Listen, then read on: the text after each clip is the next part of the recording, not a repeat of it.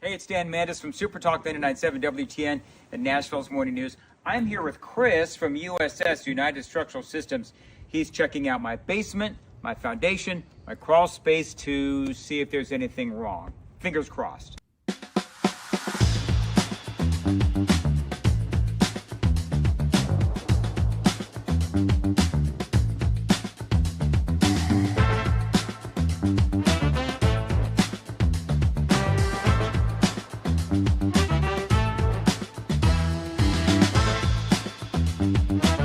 All right, so there's good news and there's bad news. The bad news is we found some cracks in my basement wall. The good news, I've got Chris here who's going to walk me through the next steps. Yes, so unfortunately, your house has been subject to the pressure of the dirt. The hydrostatic pressure, heavy dirt pushes on foundation walls, and you've got a little bit of what we call bowing. So that wall is pushed in a little bit.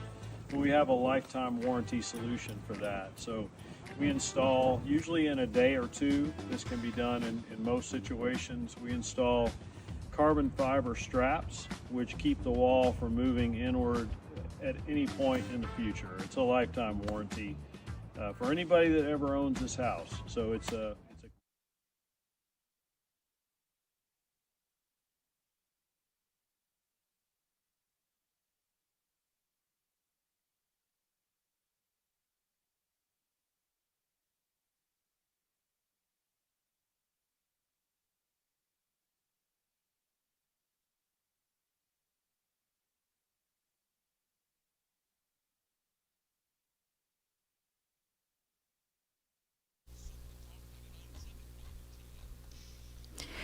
Good morning, I'm Joan Jones with your top stories, and it's one down, one to go in solving an ATM robbery in Franklin. Channel 4's Danielle Ledbetter reports police have arrested one man and they're still searching for another. The robbery happened at a bank alongside Aspen Grove Road. The suspects crashed their getaway vehicle into a ditch on General George Patton Drive.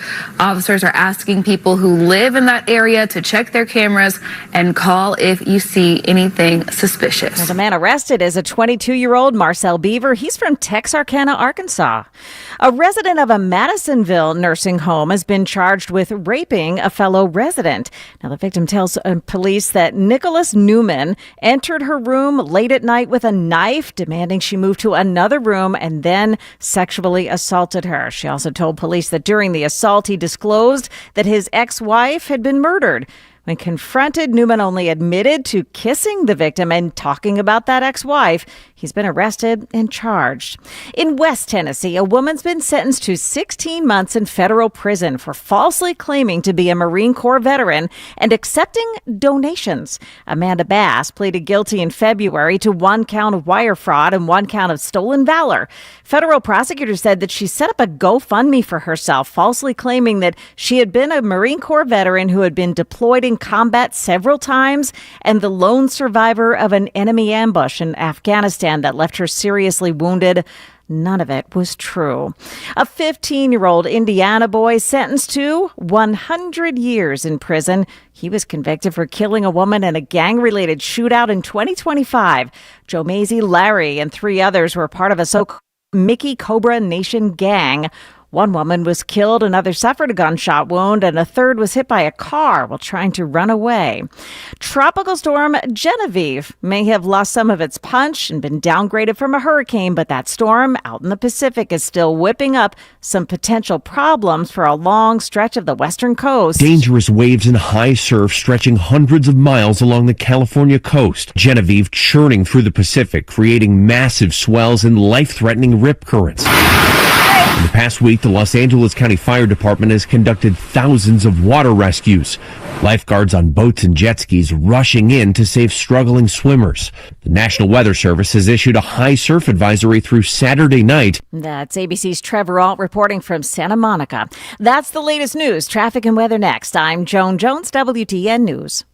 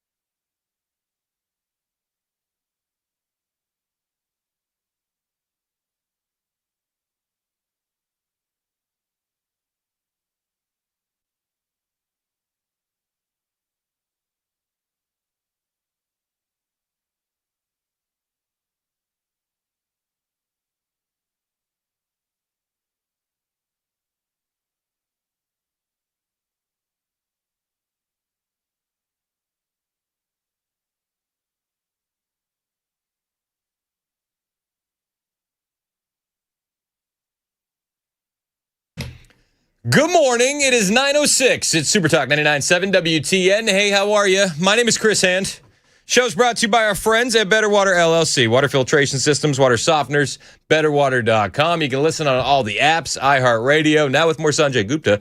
Tune in the FM dial. You can watch us as well on YouTube and Rumble. We got a big show lined up for you today. I got a guy coming in. His name is Jesse Hughes, young guy, smart guy. Who I've known here for a little while. He's interning in Andy Ogles' office, and he's been finding his way in politics for a minute, and he's got some spicy takes. So we're going to have a good conversation with Jesse in the 10 o'clock hour. I also have Danielle Chaffin, our trucking expert. She's going to be calling in at about 9:35 because there was a big trucking announcement yesterday with the Trump administration. And whenever there's something trucking, I love that we have an expert that we can lean into and talk about exactly what's going on in the industry. And I'll give you a spoiler alert. The announcement sounds awesome. Like, it really does. But when I asked Danielle about it, she kind of went full wet blanket. And I don't know. Maybe that's just my take from her take. But she's like, I'm trying to be positive. I'm gonna try and be positive. So we'll see what's happening with the trucking announcement. I'll bring you some of that Trump audio here in a minute from his presser yesterday. For starters, here's what's trending this morning. President Trump is convening a cabinet meeting today at Camp David as he grapples with his war against Iran and gasoline prices threatening Republicans in the midterms. The meeting will likely focus heavily on foreign policy with the conflict now 5 months old. There was a point in time where I said that if these gas prices stay high, we're going to lose the midterms. I think the calculations have changed a bit, and I'll tell you why. Because we have won the redistricting wars. I mean, that's point A. The redistricting battles have, without a doubt, favored Republicans. So that gives us a little bit more breathing room. The other reason why I think that we have a little less stress, even with high gasoline prices heading into the midterms in November, is because of the rise of the ridiculous Democrat Socialists of America.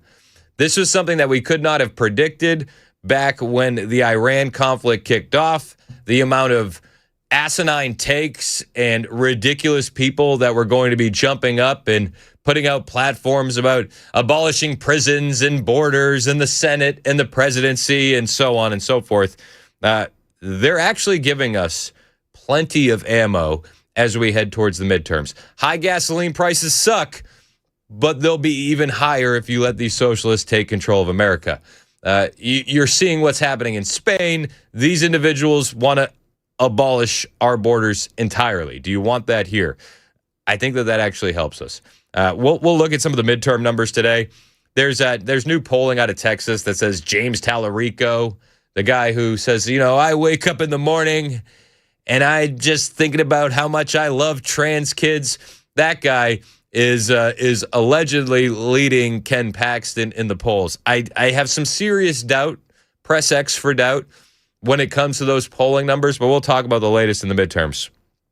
Also, trending this morning, Trump says he's reached a deal to disarm Hamas. The Israeli support is uncertain. President Trump said talks in Cairo between mediators and Hamas leaders Thursday led to a phased disarmament agreement in Gaza, calling it a complete disarmament, a historic agreement with Hamas. A Hamas official described it as a draft and said heavy weapons would only be stored under Palestinian administration control. U.S. officials said Israel was skeptical the group would surrender weapons. We'll dive into that a little bit more. We also have the Fed chief, Kevin Warsh, facing inflation test as consumer confidence eases. U.S. consumer confidence ebbed in July, and household views of the labor market remained weak, according to conference board data, with write-in responses mostly pessimistic. The Fed is weighing the next steps after the bond market warnings on inflation. Trending elsewhere, we're still watching and waiting as Fauci could face contempt referral after invoking the Fifth. Again, the committee, Rand Paul, those guys will be holding a vote next week to refer Fauci for contempt of Congress. I imagine that that's going to move forward. Also trending on midterms front, Elon Musk resurrecting the America PAC, planning to dump about $100 million for GOP turnout. You want to talk about why we're not as stressed or hot under the collar when it comes to the midterms? The DNC is putting up their headquarters for collateral on loans because they're bankrupt. The Republicans aren't bankrupt. We're managing our finances quite well. And now we got Elon Musk joining the fight. Elon's America PAC is planning a $100 million plus effort to boost Republican turnout, the New York Times reports, as Republicans brace for a tight midterm map with Senate control on the line. We also have the Senate getting ready to vote on Russia sanctions. Russia, in a tribute to Lindsey Graham.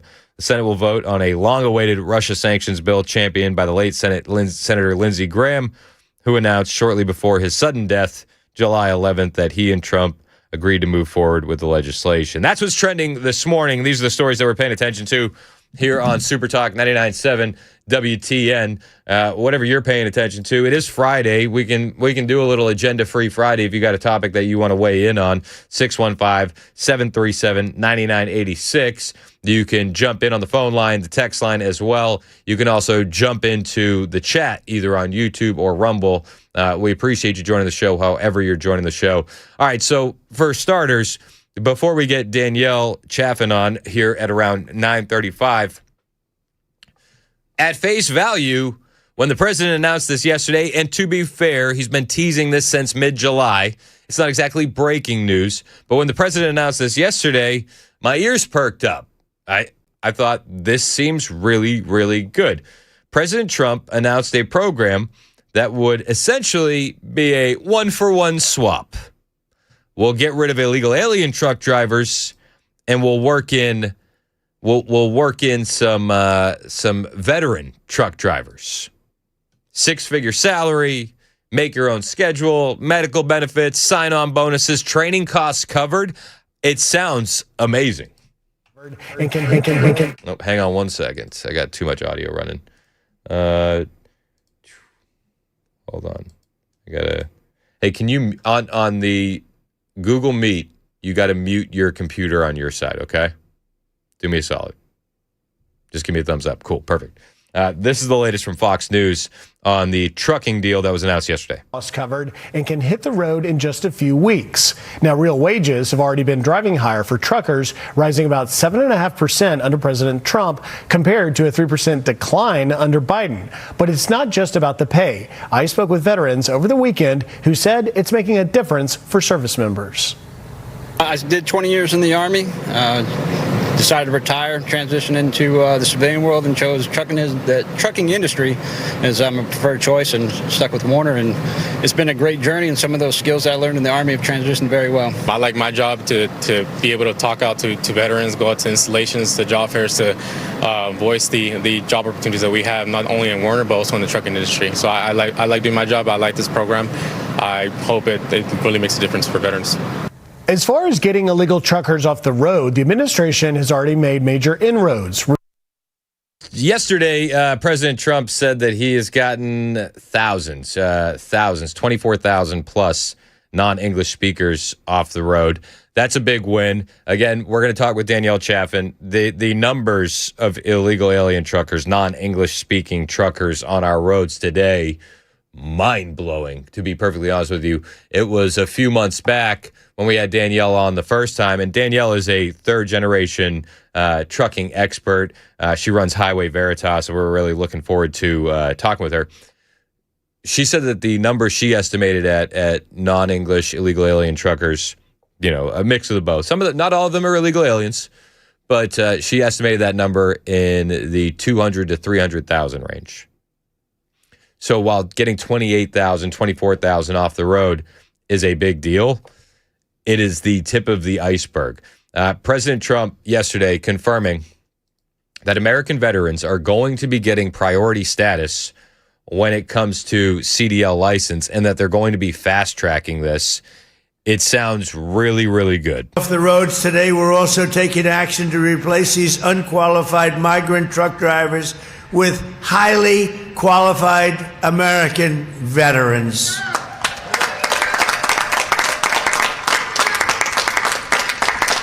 Under our brand new Freedom Haulers, we call it Freedom Haulers initiative, any American who has driven a heavy truck for our military will automatically be eligible for a commercial driver's license. And it's good paying jobs too. Any veteran with a heavy vehicle experience from the military will now be eligible to skip redundant road tests to obtain a commercial driver's license. We're going to make it as easy as possible for the veterans within 2 years following their active duty service. And for the veterans where no truck, where you have a situation where you have not truck drivers in the military, where you don't have truck drivers, they're going to be given a very quick pass. We're going to teach them. They're going to learn. If they didn't drive a truck in the military, but they're going to learn, and they're going to learn very quickly, and they'll be licensed in a matter of a few weeks, I think it is. They're going to take about 3 or 4 weeks of training. 34 states have joined this initiative, including Indiana, Wyoming, Louisiana, Arkansas, Alabama, Florida, and Maryland are joining us just today. And many of the representatives and leaders from those states are with us. It's actually a very big deal.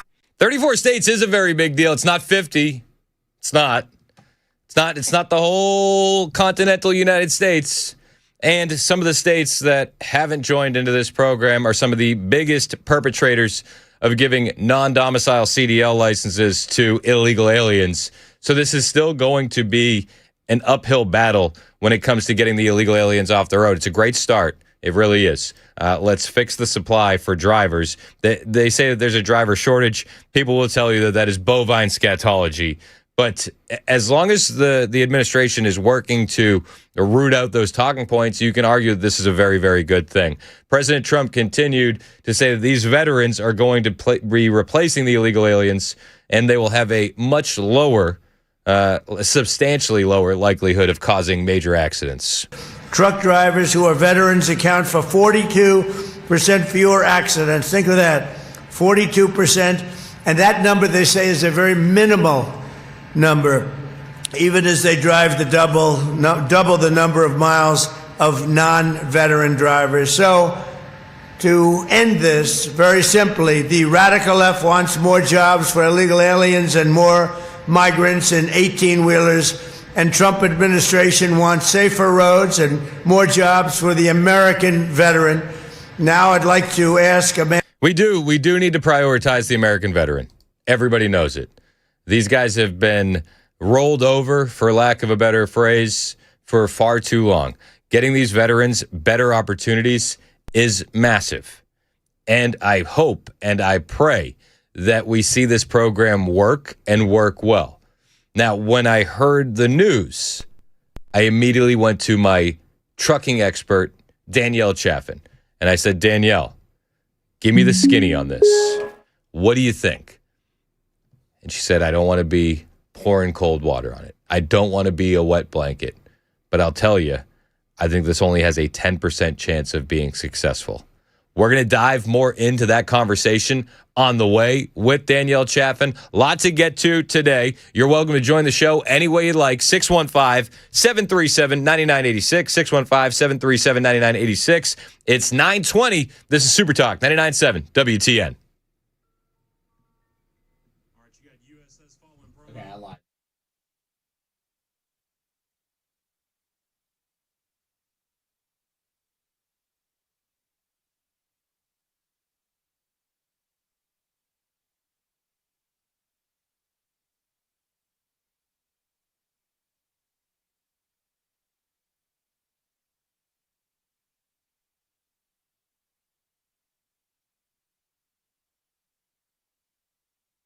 Hey, what's up? It's Chris Hand here from my friends at USS, United Structural Systems. If you're noticing cracks in your walls, uneven floors, or a driveway that is starting to sink, that's a red flag, and it's not just a home issue. It's a peace of mind issue. Who you're going to trust to fix this matter. So I'm going to recommend to you United Structural Systems. I only recommend them because they've been doing things the right way since 1994. They wouldn't be in business this long if they weren't the best. These guys will come to your home, and they won't bring scare tactics. They're not going to push quick fixes. They're going to just have real inspections, honest answers, and solutions that are built to last. So whether it's foundation repair, crawl space issues, or concrete leveling for your driveway or patio, USS is going to use engineered systems designed for long-term performance, not temporary patches.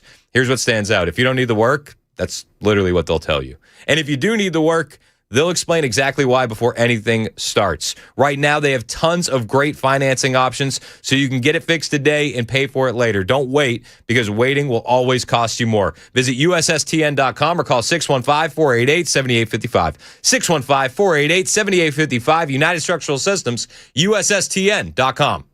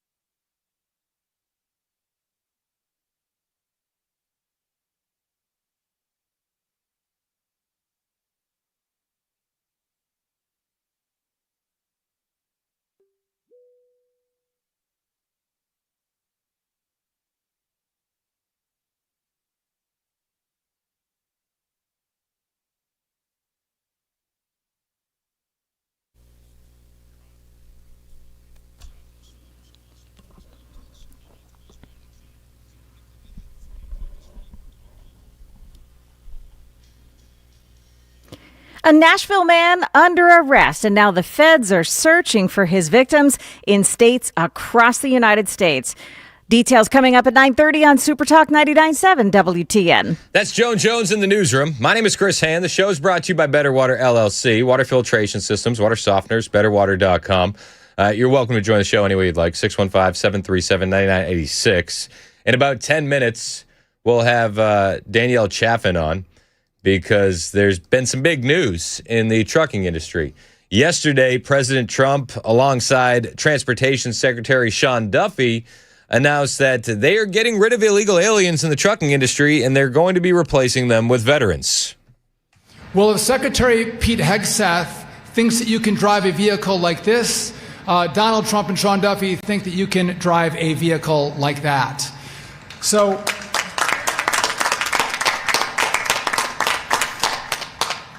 we have illegals are out, American patriots are in this administration. We've had more people, trucking companies call us and try to find, how do I hire more veterans? How do I bring the men, the great men and women who serve this country, how do I bring them into my company? So you can go to freedomhaulers.dot.gov to get more information. DOT.gov to get more information. Today's the day to do it if you are a veteran, you want to get into the trucking industry. President Trump went on to talk about how many illegal aliens they have removed. Last year alone, illegal aliens with commercial driver's licenses caused at least 30 deaths and many, many very seriously injured. As president, I made it our official policy to enforce English language requirements for truck drivers and support American truckers on American roadways. We've already removed more than 24,000 non-English speakers from behind the wheel. We've also forced states to cancel more than 28,000 commercial driver's licenses unlawfully issued to illegal aliens. They were given illegally. As we get illegal aliens off the roads today, we're also taking action to replace these unqualified migrant truck drivers with highly qualified American veterans. I mean, it sounds great. Here's the thing, and this is what I gleaned from the brief conversation last night with Danielle Chaffin. It's already been kind of happening. So it's already been happening for a while, for like years. So how does this change things? How does this make things better? We're going to talk with our third-generation trucking expert, Danielle Chaffin, on the way. She's going to join us via phone because, listen, 30 states coming in, it sounds really big, but that leaves a lot of states not doing it. And we need to get to the bottom of whether or not this is a good thing. I said, is this great? And Danielle kind of went wet blanket on me, man. She kind of poured some cold water on it. And I said, do you think this program will be successful? And she said, I wasn't very optimistic at first. I said, well, what percentage chance would you put this at being successful? She said, 10%? Oh, 10%. So we'll talk to Danielle Chaffin on the way. It's 9:30. This is Super Talk 99.7 WTN.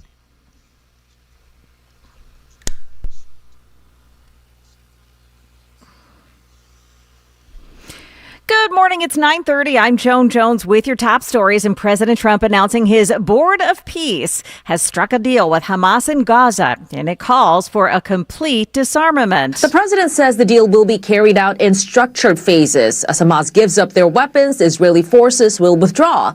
The International Stabilization Force will then work with a new Palestinian police force to keep Gaza safe. But there are still challenges ahead. Hamas and Israel are skeptical of each other. The chairman of the Gaza Peace Board alludes to difficulties, saying, what the agreement says matters. What happens next matters even more. Implementation and verification have to be real. Axios reports a Hamas official says it won't surrender weapons before Israel withdraws from the Gaza Strip, appearing to undermine the president's suggestion of reciprocal steps. That is Madeline Rivera at Fox News. We'll keep an eye on any developments.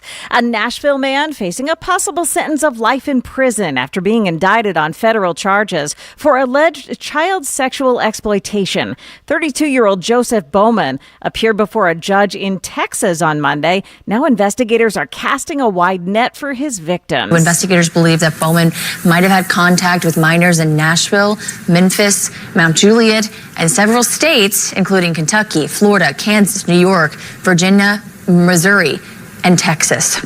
That's Channel 4's Lydia Fielder. The charges against him include production of child pornography and traveling with the intent to engage in illicit sexual contact. And the Democrat candidate for U.S. Senate in Maine, replacing Graham Plattner on the ballot, has some trouble of his own. Reports say that Troy Jackson and his longtime partner, her name is Elena Pelletier, are second cousins who share the same great-grandparents. The Maine Wire reported that the couple has raised 2 sons together. However, they have never married. That is the latest news. Weather is next. I'm Joan Jones, WTN News.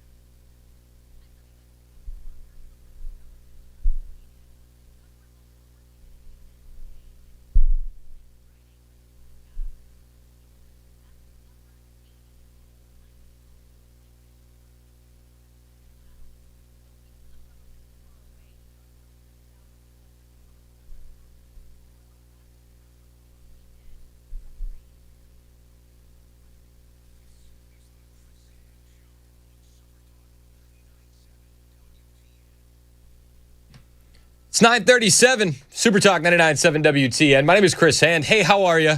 I'm good. Thanks for asking.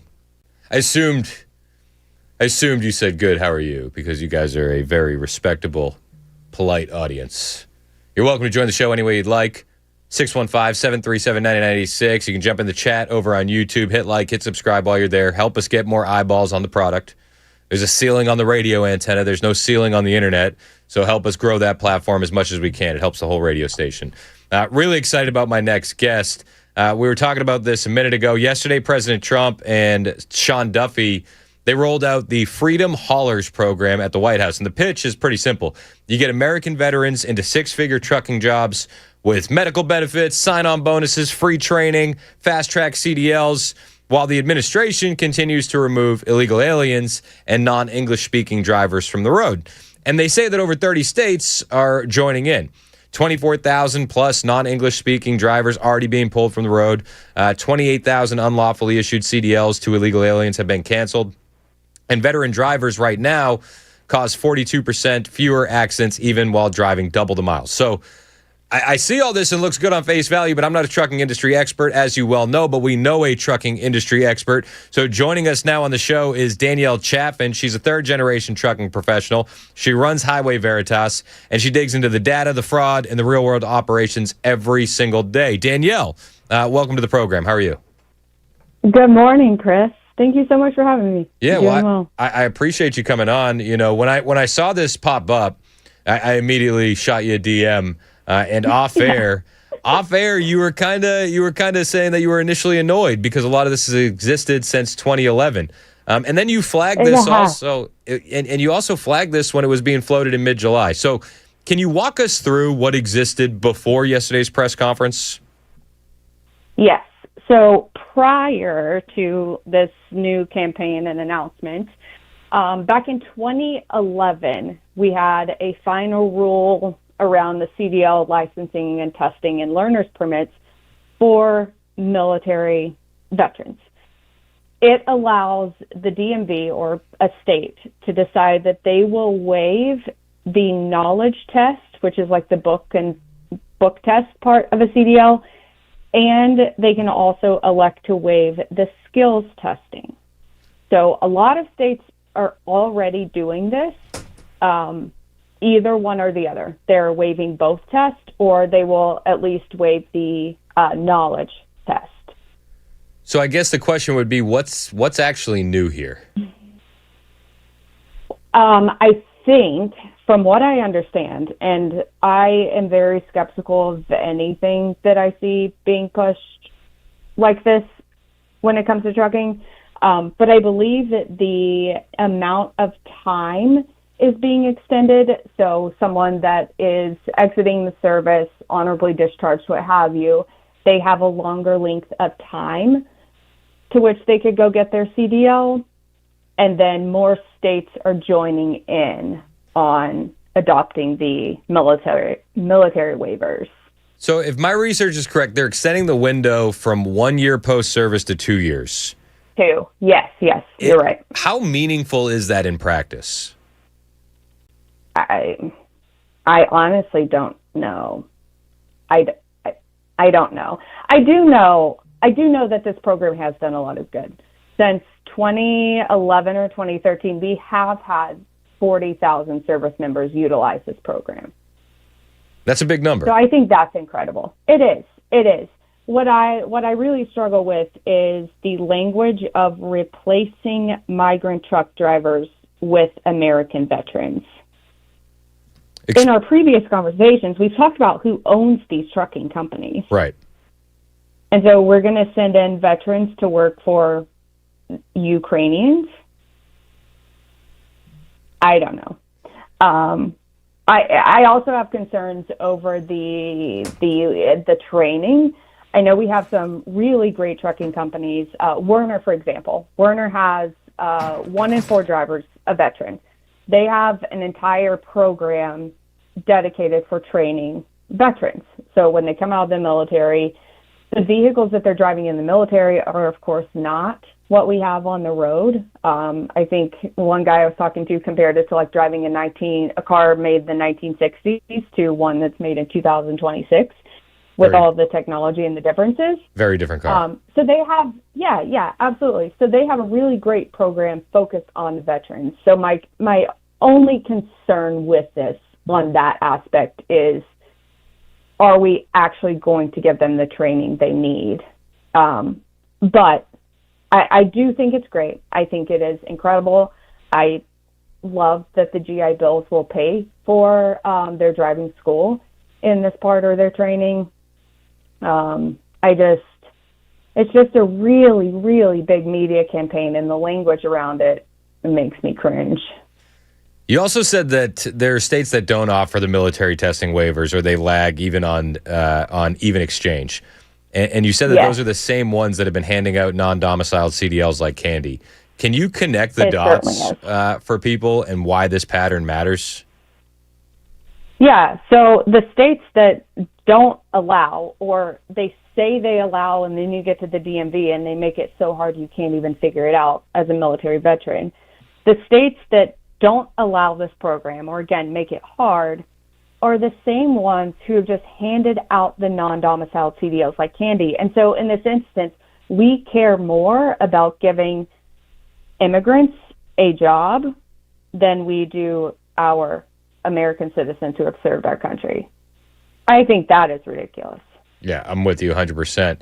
Also, kind of bringing our off-air conversation online, you did tell me that you talked to a few companies and that kind of started changing your thinking on this.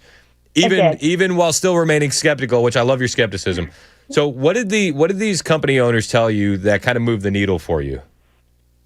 So one of them was the training schools and having a dedicated program per se for military veterans, and not just throwing them in with everyone else who has never driven a truck or assumed such responsibility for everyone around them.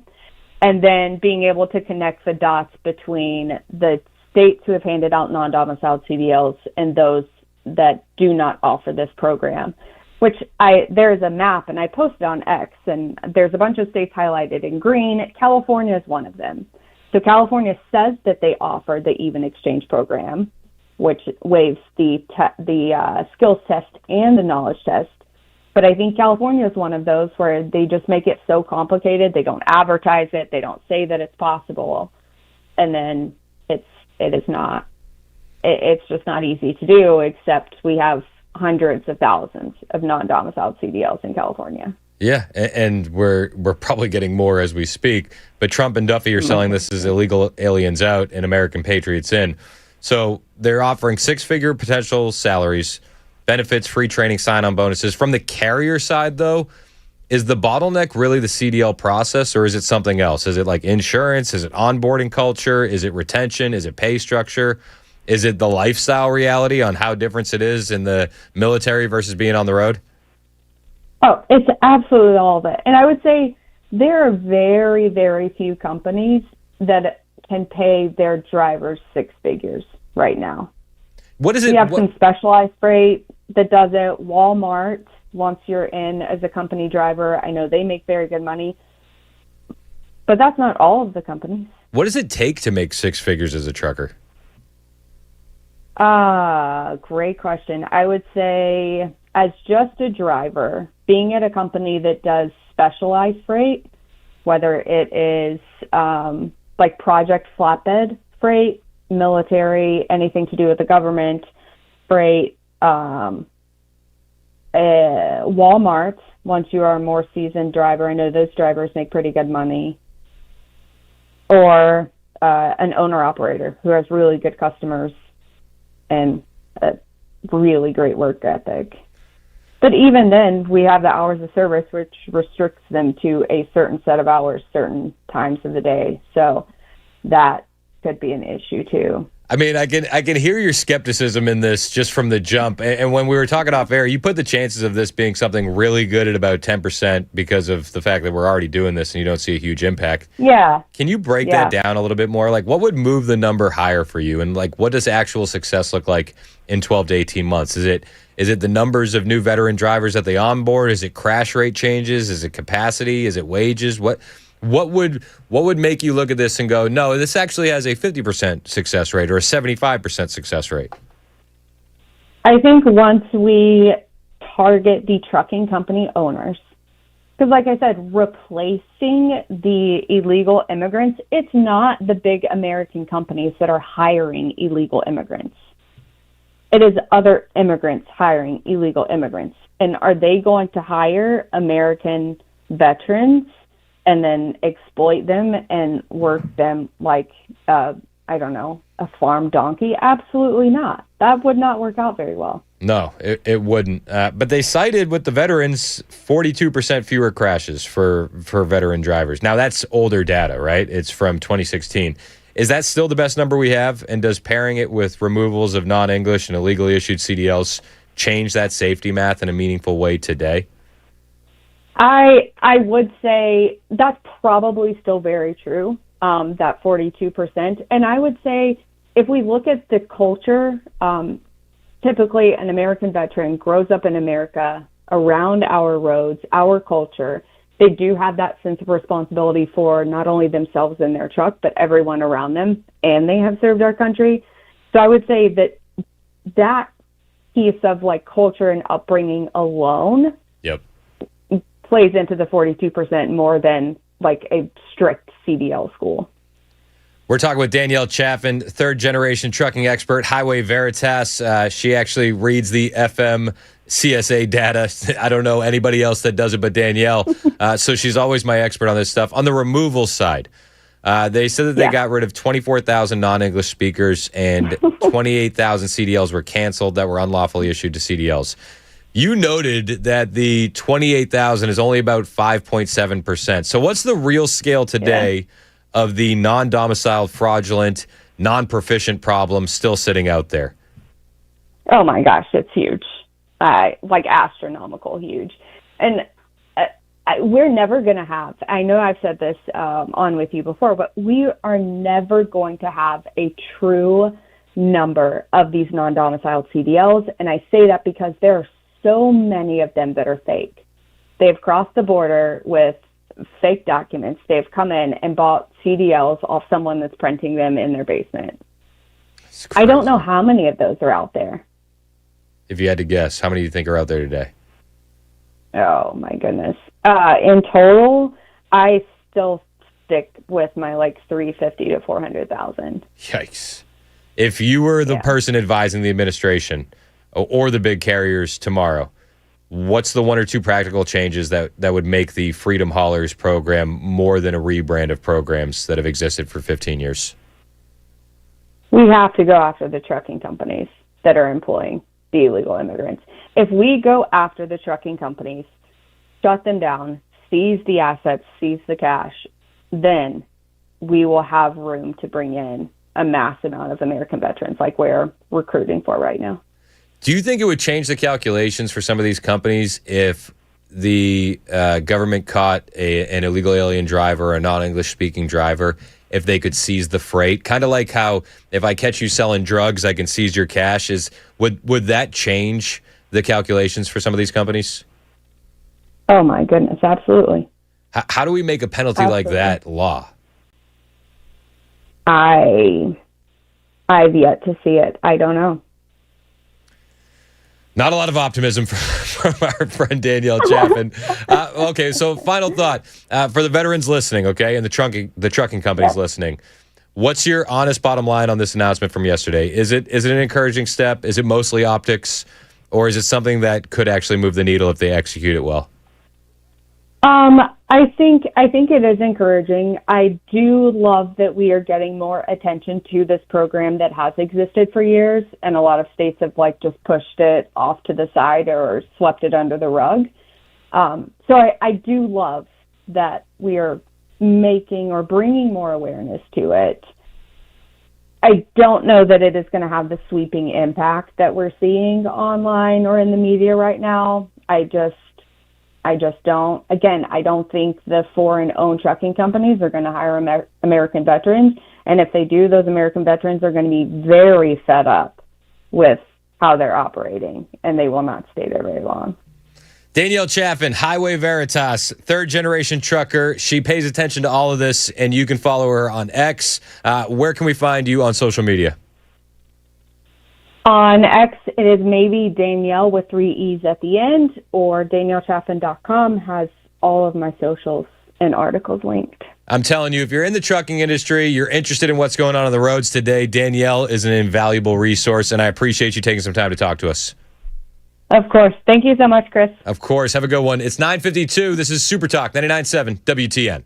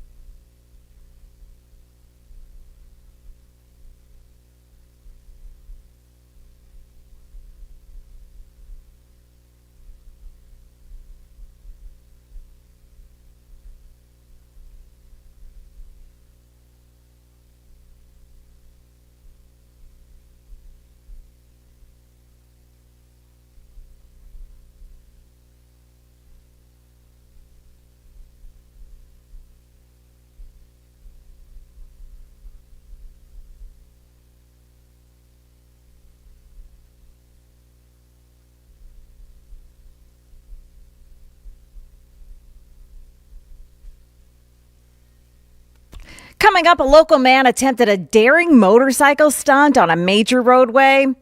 Didn't turn out well for him. I've got that story coming up here at 10 o'clock on Super Talk 99.7 WTN. That's Joan Jones in the newsroom down there in Jonestown. It's 9:58 on Super Talk 99.7 WTN. My name is Chris Hand. Show's brought to you by our friends at Better Water LLC. Water filtration systems, water softeners, betterwater.com. We're on all the apps, the FM dial, YouTube, Rumble, you know the thing. Dale in Murfreesboro is a trucker. He wanted to call in and comment on that last interview. What's up, Dale? How are you? Dale, you there?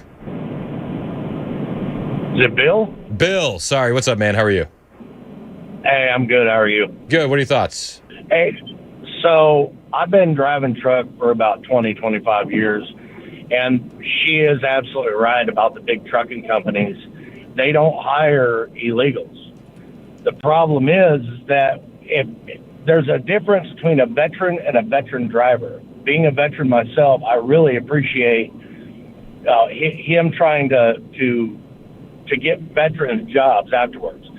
But the problem is that it used to be truck driving was a way of life. Now all of them, you go down the road, you see the signs on the back of the trailers say home every night. You know, that's not truck driving. Or home every weekend. That's not truck driving.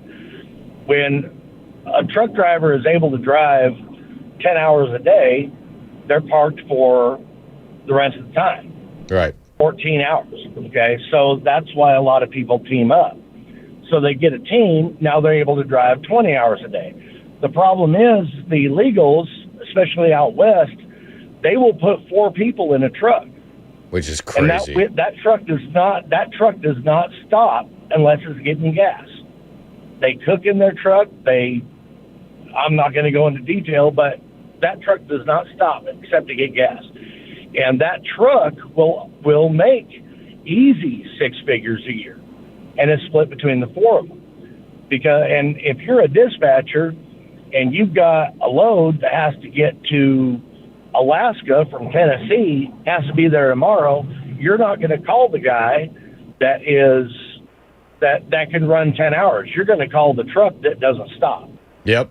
I get where you're coming from. You know, I like the fact that he's wanting to put veterans in different jobs, but I don't think truck driving is it. He needs to give a tax break on companies like the Walmart warehouses, the Amazon fulfillment centers, the big places like this, that they can make the 6 figures. The only way to make 6 figures is if you want to work. People don't want to work anymore. I hear where you're coming from, and I sense the frustration, Dale. I appreciate your insight, my man. It's 10 o'clock. This is Super Talk 99.7 WTN.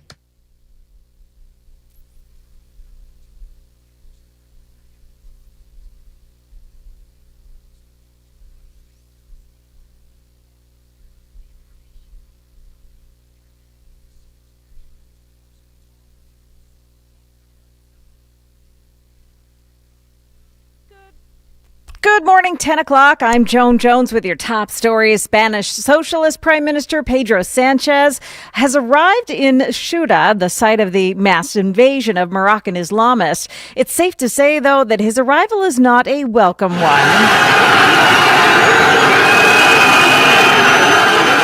Residents of that seaside village outraged over their town being overrun intentionally by foreigners. It comes after a recent Spanish Supreme Court ruling that limits the immediate return of migrants who arrive by sea if they haven't had due process. Meantime, Niall Gardner, who had served as an advisor to British Prime Minister Margaret Thatcher, is speaking to Fox News. This is without a doubt, it's a huge warning to the United States.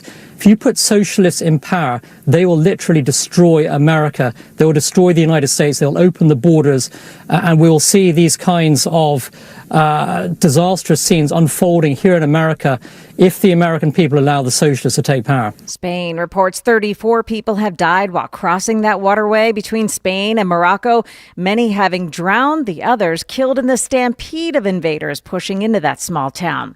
It's been more than 2 years since the drowning death of college student Riley Strain in downtown Nashville. News 2 is reporting the safety fencing along the Cumberland waterfront that was promised after his death is still not in place. Maggie Weaver, however, reports work is still being done. The Nashville Fire does say that crews have now finished clearing vegetation and debris from this area. Next, they say they're going to install underground electrical lines, conduits, fiber optics, and more cameras before that official fencing can go in. The department also tells News 2 that they hope to have that fence completely installed by the end of this year, depending really, though, on weather and supply availability. And she says although the money has already been allocated for that project, Nashville officials expect the cost to exceed the allotment because the design changed to include additional safety features. A man who had been on the run for 6 days from Indiana police arrested in Mount Juliet. The police department reporting license plate readers picked up on the stolen car that man was driving on Lebanon Road yesterday. He was stopped by police and arrested. The man will be extradited back to Indiana to face charges of bodily injury and theft, among others. And a young Tullahoma man has been identified as the motorcyclist who died in a crash on I-65 in Nashville this week. News 2's Nicole Smith. Police say 19-year-old Jason Bungaris Kinney of Tullahoma tried to pass between two trucks that were traveling side by side. Officers say the motorcyclist crashed into the back of one of those trucks. And he was taken to TriStar Skyline Medical Center where he died during the night. That is the latest news. We've got your weather next. I'm Joan Jones, WTN News.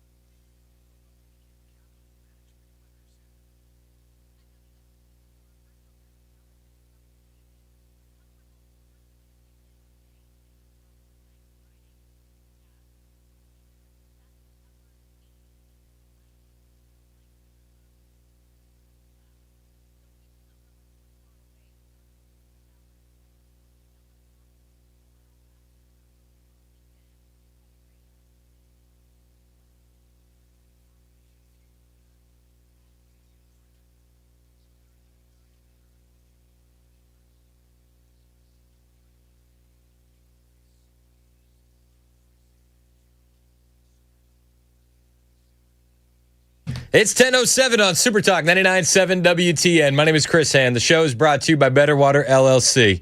Water filtration systems, water softeners, betterwater.com. We were just talking about the trucking situation. We had Bill in Murfreesboro call in. A lot of people taking a little offense to what Mr. Bill said. Just being honest. So we had a text. And he said, people don't want to work anymore? Question mark. This 0478 texted in. So if you don't want to ride 4 to a rig and crap in a bucket, sleeping next to it with 4 or 5 other people to take home $160K split between 4 or 5, so you get your 40K take home, you don't want to work? Question mark. I get the frustration. Then other people are saying, Sally texted in, said, I'll go into detail for Bill. They cut a hole in the floorboard and put a bucket over the hole with a toilet seat on the bucket. Get the picture? Oh, and Bill, I've been driving 45 years, and I earn my home every night. Bill, do you drive a stick or an automatic truck? And Bill, I don't know any truck that takes gasoline. I think he's just, that's splitting hairs, Sally. But he said, oh, the illegals also make crap in a bag or pee in a bottle, then throw it out on the side of the road. But American truckers do that as well. Truckers are nasty. And then he went in. Oh, and I almost forgot. Truckers are allowed to drive 11, not 10. And I work 14 hours every day. So Bill can kiss my about being home every day is not trucking. People are upset with Bill. Listen, I don't know. I'm not a trucker. Never been a trucker. Respect the hell out of truckers. This country needs truckers, but this is what we got. I also have people being like, getting on me about Danielle. Chris, don't you think if there were 6-figure trucking jobs out there wouldn't be a problem filling these positions? Question mark. You need to do your homework before you start spewing this trash. Like I had an expert on, and my question to her was, how do you make 6 figures in trucking? So I'm not assuming that you do. I mean, obviously, it's getting harder and harder as illegal aliens are coming into the industry and undercutting American wages. So I don't know. You're welcome to call in 615-737-9986. 615-737-9986. Some people are saying it is pretty common to make 6 figures in some cases. 4888 said, pretty common to make 6 figures as an LTL driver. 1026 said, I had a friend that drove an 18-wheeler for UPS and made $120K. Then I had other people, 5198, said, please never have her on again. She's just guessing. Listen, I think she has a lot of experience. So that's where we're at. Mike says he makes 6 figures in trucking, working for a local company, 4 days a week, home every day. Call in, guys. I don't know. Again, I will be perfectly honest with you when I tell you I'm not an expert in the trucking industry. 615-737-9986. So Jim said, I'm a swimming pool tech, and I make $350K a year in Middle Tennessee. Cry. Oh, jeez. Let's go, Jim. Mike says he works less than 40 hours a week, making 6 figures. So, yeah. You're welcome to call in. 615-737-9986. I did want to talk about what's going on in Spain. Absolute chaos in Spain. Listen, you get what you deserve, if we're being perfectly honest. I don't really necessarily feel bad for España in any shape or form, but we are watching this happening in real time, and it is absolutely jaw-dropping when you're seeing these illegal aliens invade Spain. I mean, this is what they're doing. They're absolutely invading. And these African migrants from Morocco, they're breaking into homes of Spanish residents in Ceuta. Is it Ceuta? Cueta? It doesn't matter. We're American. We can call it whatever we want. It's España, but we call it Spain. But we're going to dive into what's going on in Spain here in a moment. I do got some truck drivers lining up that want to weigh in on that previous conversation. So let's start with Mark in Nashville. You drive for UPS, Mark? Yeah, that's right. All right, give me the skinny. What did I miss? What did I get right? What did I get wrong? So, no, UPS is a little bit unique because it's a union company, so you just have to start at a different job and just sign up, and then eventually, when you have enough seniority, you can become a semi-driver. But I am also home every night. I go punch in, drive 8 to 12 hours, depending on where I go, punch out, go home, and last year I made $150,000. So it's possible. It's 100% possible. Our drivers it's a pretty wide range, but we probably range from about 100 up to about 200 or so. If you do want to be like on a sleeper team and spend the night out on the road, but that is only about 10% of our drivers. Most of our drivers probably make 140 to 170 and they're home every night. Is it a big increase if you're on a sleeper team? Like, are you making a lot more money in that case? No, you do make more money, but I would say it's not worth it for most people. And how long? And in fact, there's actually some runs that don't make more money than you could make just by being at home every night. How long have you been doing this? 10 years. Have you noticed the trucking industry deteriorate over the last 10 years? Honestly, I'm insulated because of the position that I have, so I don't really pay much attention. Gotcha. But you're saying it is possible to make over six figures doing this. It is. I mean, I am doing it. All right. Well, hey, Mark, I appreciate the call, and thanks for your insight, man. All right. Thank you. All right. 615-737-9986. We'll keep the phone lines open if you want to weigh in on the trucking stuff. It looked like we had like 3 or 4 calls lined up, and then when Mark started talking, everybody else dropped. So we'll move on to the Spain stuff. Migrant rush. So right now, the flashpoint is Spain's northern African enclave of Ceuta. Doesn't matter. Like I said, we're American, and if you were to ask anybody else what the country is called, it would be España, but we say Spain, so I don't really care about the pronunciation. We can call it Ceuta if we want to. Thousands of mostly young Moroccan men have been swimming or wading across from Morocco using little boats, overwhelming the tiny territory. Local leader Juan Jesus Vivas calling it a full humanitarian and security emergency. Reception centers, especially for unaccompanied minors, are far beyond capacity. Bodies have been recovered, and Madrid has deployed military units, extra civil guard, and naval air support. Reports, depending on where you're getting your information, some people online are saying it was like 80,000 people. Other reports are putting the recent arrivals at about the 1,500 to several thousand range over a few days, like estimates of 2,000 to 3,000 on the peak day alone. But they say that this is the largest such surge since a crisis that went down there in 2021. So they're coming from Morocco, young Moroccan men dominating this breach, and some Algerians living in Morocco are also being reported. But it's a broader irregular sea land arrivals to Spain in 2026. Overall numbers are down year over year, but there has been a massive increase just yesterday. We're seeing the videos coming out. What kicked this off? It's 2 immediate triggers standing out. The Spanish Supreme Court ruling in late June, early July.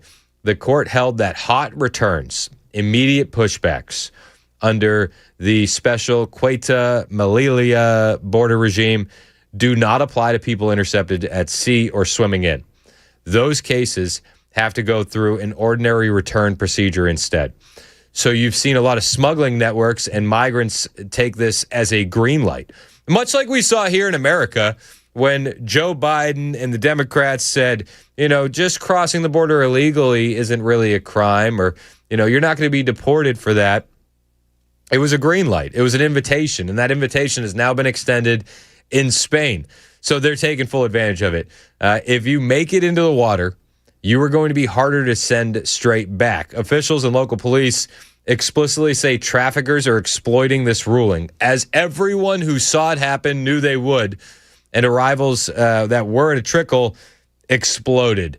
They're saying that there's possible Moroccan facilitation or relaxed control. So a lot of analysts are saying that Morocco effectively manages the flow and has used the migration pressure as leverage before 2021. And the timing that we're seeing now coincides with Spain's recent outreach to Algeria, which Moroccan sources are also blaming criminal organizations, Spanish opposition, and some analysts see deliberate signaling. Either way, Moroccan border forces did not prevent the mass attempt. There's longer running factors as well. They say it's unemployment in Morocco and North Africa. That shouldn't be an issue why we would allow anybody into a sovereign nation, but they're taking advantage of it in Spain. They're saying it's established smuggling networks, social media encouragement, videos of successful crossings. Again, something that we saw here in America when our border was wide open under the Biden regime. How many social media influencers did we see videos of that were saying, I crossed illegally and I got all these benefits. I got the health insurance. I got the free phone. I got the free place to stay. Over and over. Spain's dealing with the exact same thing. Spain's overall more open posture under the Sanchez government, the regularization, the labor needs framing, the relative reluctance to match Northern Europe's harder line.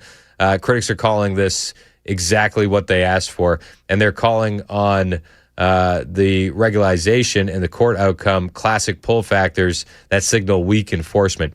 The government is insisting overall irregular arrivals are down, and they're blaming mafias for the big spike that we're seeing in recent days, and say it will return those who entered illegally while coordinating with Morocco. But the bottom line here is that the Canaries route that we're seeing cooled thanks to external deals, but the pressure didn't vanish, it shifted, and the court ruling that restricted immediate sea pushbacks combined with Morocco's willingness, or I guess you could say inability and unwillingness to stop the flow, produced a sudden high-visible invasion-style event that we're seeing play out on social media, and they're seeing play out on their shores in Spain. And the visuals here are absolutely mind-blowing. We're watching it happen in real time. So are other European leaders. You're having the Italian Prime Minister, Giorgia Meloni. She's pushing to close Europe's free travel zone off to Spain after the hordes of the third world savages have made their way across. But this is how Fox News was reporting on all of this. And take another look, Trey. Spain's Interior Ministry says the government actually could not declare a national emergency because under Spanish law, migration flows are not considered a national security risk. The head of Ceuta's regional government said today's surge came after more than 1,500 migrants arrived over the past week. Migrant reception centers were already overwhelmed before today. Ceuta authorities previously blamed the surge on a Spanish Supreme Court decision that guarantees due process for illegal migrants arriving by sea. The White House has already reacted to this today, writing, quote, President Trump has long warned Europe what would happen if they continue to implement far-left globalist policies, including enabling mass migration. Spain and other countries who have adopted this destructive philosophy should immediately reverse course or risk their own demise. We're watching civilizational suicide in real time, and we're also watching a warning. This warning is what will be coming back to America should the leftists ever get in power again. We saw this under the Biden administration, the Biden regime, and we'll see it again. The newcomers that are coming, wait until you see some of these videos. I'm going to play them for you on the way.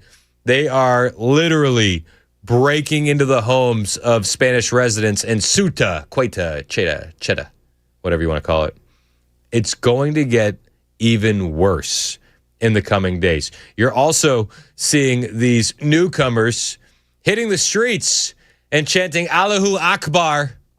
You know, the government's already framing it. We need the labor. You know, they're doing the jobs that the Spaniards don't want to do. You know, little things like beheading the infidels. Get ready. Those are jobs that the Spaniards don't want to do. So that's coming to Spain. We'll bring you some of this video. We'll also bring you some of the reaction coming in from American officials who are horrified to see what's happening in Spain. But elections have consequences. And they elected in this far leftist government, and now they're reaping what they've sown. We'll continue talking about this. It's 10:21. This is Super Talk 99.7 WTN.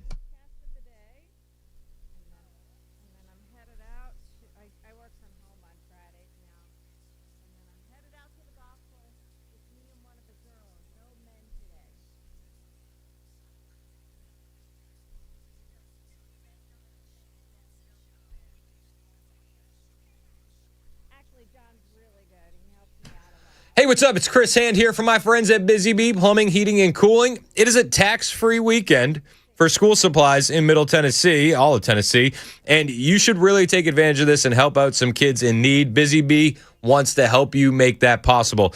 Busy Bee is running a back-to-school drive going on now through the first weekend, through this weekend, and they need you to drop off some school supplies at 137 Southside Park Drive in Lebanon, Tennessee. It's about 3 to 4 minutes right off the Lebanon exit there on 40. They're asking for everything, from notebooks to pencils and pens, backpacks, crayons, colored pencils, glue sticks, hand sanitizer, tissue, scissors, all the things that kids would need for school. Can you help the guys at Busy Bee fill the gap for some kids in need? If you can, you're going to be rewarded for that. Busy Bee will give anyone that donates school supplies a $50 off coupon for any service. We need you to help out. I ask these guys all the time, what are the big deals that you're working on? What can we save some money on in the AC world, the plumbing world? They said, don't worry about that, especially this weekend. Let's just focus on helping some kids in the community. This is what I love about the guys at Busy Bee. If you can help out, it would be greatly appreciated. You can learn more online, busybeehvac.com.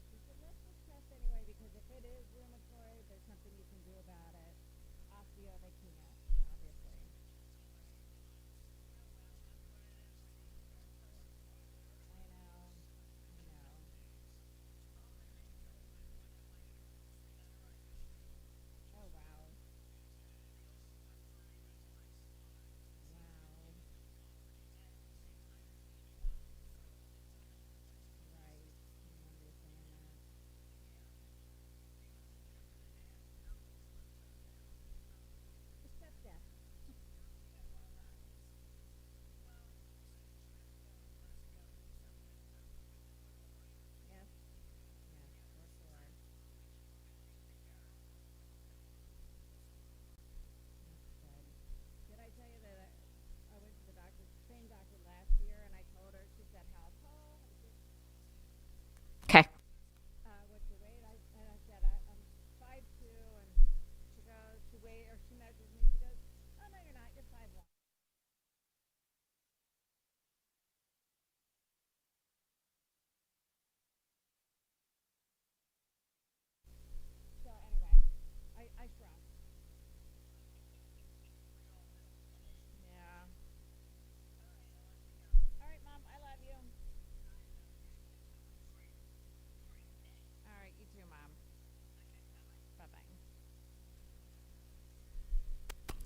Up ahead, a Nashville man is charged with using what amounts to a Halloween costume to steal people's packages. We've got that coming up at 10:30 on Super Talk 99.7 WTN. That's Joan Jones in the newsroom. It's 10:26 on Super Talk 99.7 WTN. My name is Chris Hand. Show's brought to you by Better Water LLC. I say the newsroom, but it's Friday, so she's coming to you live from Jonestown, where the Kool-Aid is always ice cold.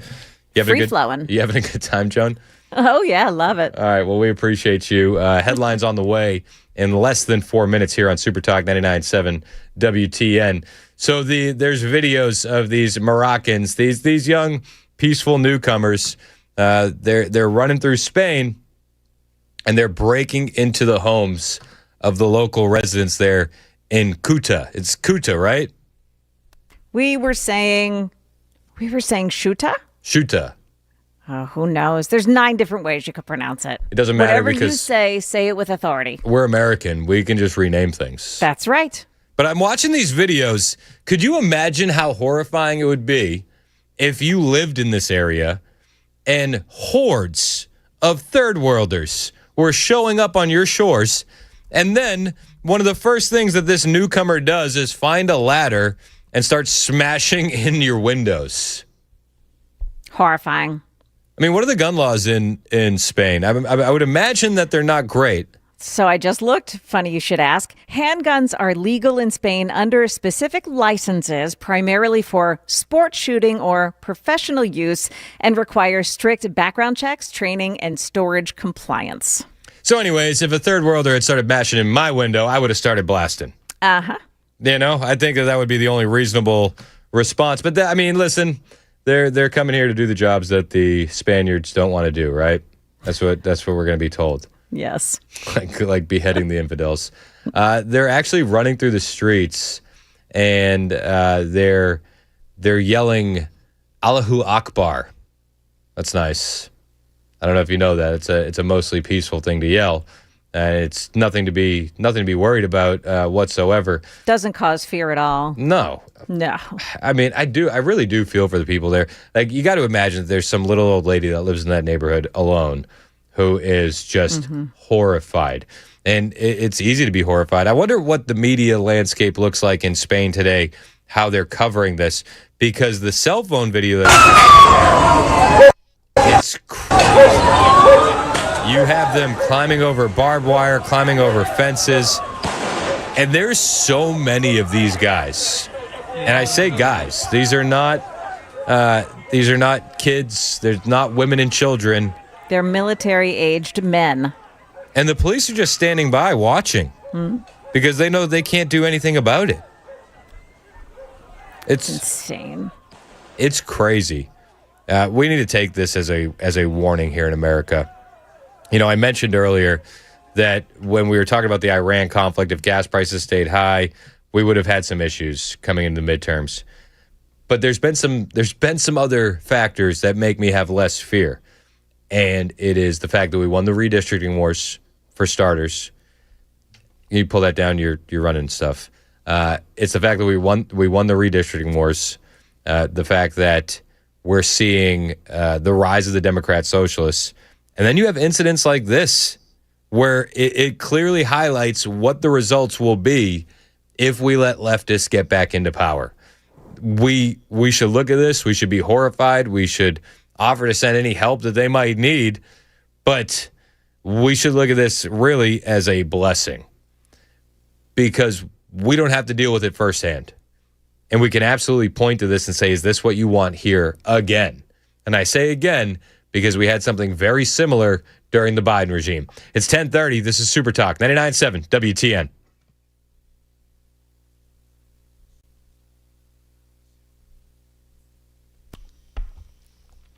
Good morning, I'm Joan Jones with your top stories. In Metro Nashville Public Schools has fired a teacher after he reportedly used AI to alter pictures and videos of students. News 2's Caitlin Quisenberry reports the teacher, named Mario Mumphrey, received a 4-page termination letter. The letter alleges Mumphrey took photos and videos of students, sometimes without their permission, and then used an AI program to make it appear they were twerking or performing TikTok dances. The district also accuses him of making inappropriate comments to students, including telling one student in relation to his girlfriend, quote, "You don't like her, you just want to have sex with her." The letter further claims Mumphrey texted students after school asking where they were and became pushy when they didn't respond quickly. Now, the district said at least 9 incidents left students feeling uncomfortable or unsafe. Mumphrey does have the right to appeal his termination. A Nashville man who dressed up as an Amazon driver has reportedly been stealing packages from a Nashville apartment complex. Metro Nashville police say they used surveillance footage from the Alta City Side apartments on Lebanon Pike to catch 38-year-old Jess Coleman entering the complex multiple times. Each time he leaves with packages instead of delivering anything, he's been charged with theft. President Trump threatening to withdraw the nomination of acting Attorney General Todd Blanche as 2 senators continue blocking it. Shannon Bream at Fox News says it appears the president does have the upper hand in this standoff with Tom Tillis and John Cornyn. He can just sit there as the acting AG while the AG position is open, and there isn't a running clock like there is for a lot of these federal positions where you have somebody that is identified as acting. He doesn't have that same clock, so he can keep still doing what he's doing. The president can withdraw that formal nomination, so there's no tension over an actual vote. But there are a lot of things that have to happen, including the Senate. Republicans have to hold on to the Senate with these two senators, Tillis and Cornyn, gone in order to be able to move Blanche's nomination forward if the president holds it and restarts this in January of 27. That is the latest news. We've got weather next. I'm Joan Jones, WTN News.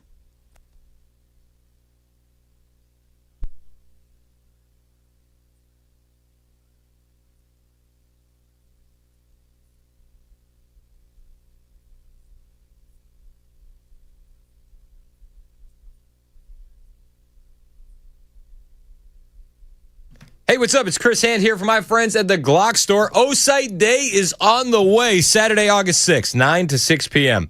It's going to be a blast of a day. No pun intended, actually pun intended. O-Site reps are going to be on site with a complete line of O-Site optics on display. You're going to have exclusive in-store deals on O-Site optics, and the deals are going to be wild. You buy a box of Burrow bullets, and you get to shoot all of the new O-Site SE MOS for free with no range fees. The cost of a Burrow bullets can be applied to the purchase of a new O-Site SE MOS, and you can get up to 30 of the new O-Site SE MOS optics given away that day. You could win one of those, $250 value.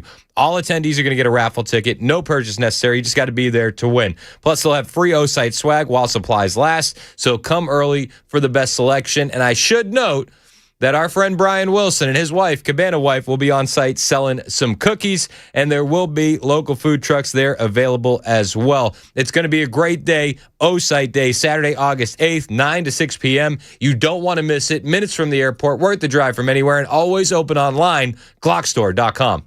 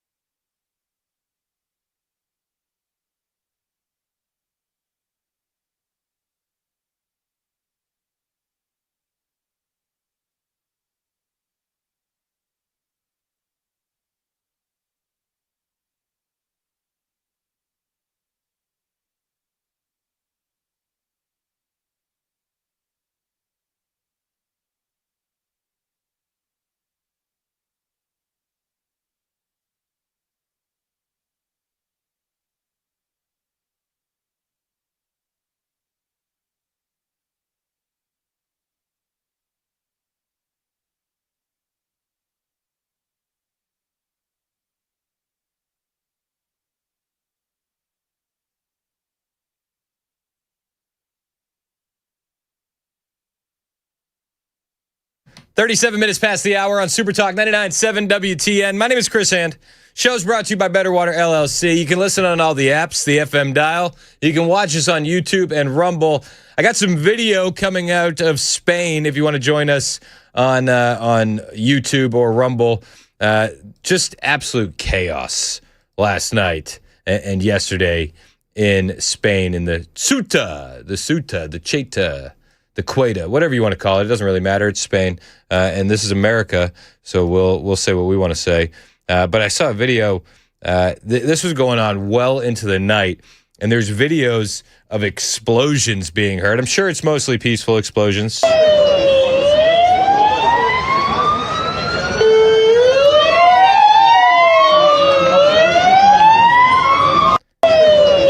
You see smoke in the air, police cars going everywhere, absolute chaos. Rep Chip Roy, he stepped in and weighed in on this, calling what we're seeing here an invasion and that it needs to be immediately stopped, and that Donald Trump's legislation to codify his own lockdown border needs to be immediately passed. This really should be used as a warning sign for Americans. As we're watching these videos come out, it is horrifying, but it's reminiscent of what we saw under Joe Biden. It really is. Like, tell me what the difference is between this and the bridge. Was it the bridge in El Paso? Right underneath the bridge, we saw all the Haitians. There's not a lot of difference. There just isn't. Wild video here. Chaos at the border of Spain's North African enclave in Morocco. This is a city called Ceuta. You're watching as thousands of migrants break through the fence and completely overwhelm the border police. Their video showing huge groups of people, mostly young military-age guys, cramming into inflatable tubes or arriving on shore in other ways, some of them wading in the water as they break through the gates to get to the other side. Sandra, this is reminiscent of kind of what we saw during the open border during the Biden administration through 2021, 2024. Yeah, and Bill Maloogian was there for all of it. I mean, Bill Maloogian really did make his name down there at the border. So if anybody's telling you it's the same exact thing, corporate's looking at the same picture, Bill Maloogian's the guy to do it. It's on Del Rio back in 2021. The socialist agenda, their platform literally says they want to abolish borders, abolish immigration enforcement, have complete freedom of movement. This is what it looks like in another country if they get what they want. Notice there is no resistance from the government whatsoever. These people are coming in without any obstruction. And if people don't know, Spain has a very left-wing government. Earlier this year, they did a big amnesty program for over 1 million illegal immigrants living in the country. They had 1.3 million illegal immigrants apply for that amnesty program between April and June. So that's what we call a pull factor, Sandra. They're looking for something like that. They know if they can just get their foot in the country, maybe someday that left-wing government will do another amnesty program. And you were just reading some of the wires. The locals want an emergency declaration. It sounds like the ministry's saying no, they will not deploy military to the border. Apparently, they don't think this is an I mean, look at this. This is a total free-for-all. It does feel like we are looking at a few years ago when you were reporting at the border here in the United States. They did. I believe they did end up deploying the military as this continued to get worse. But it's going to get even worse for Spain as we get days, weeks, months down the road. I mean, these individuals are coming in and they're quite literally yelling in the streets, Allahu Akbar.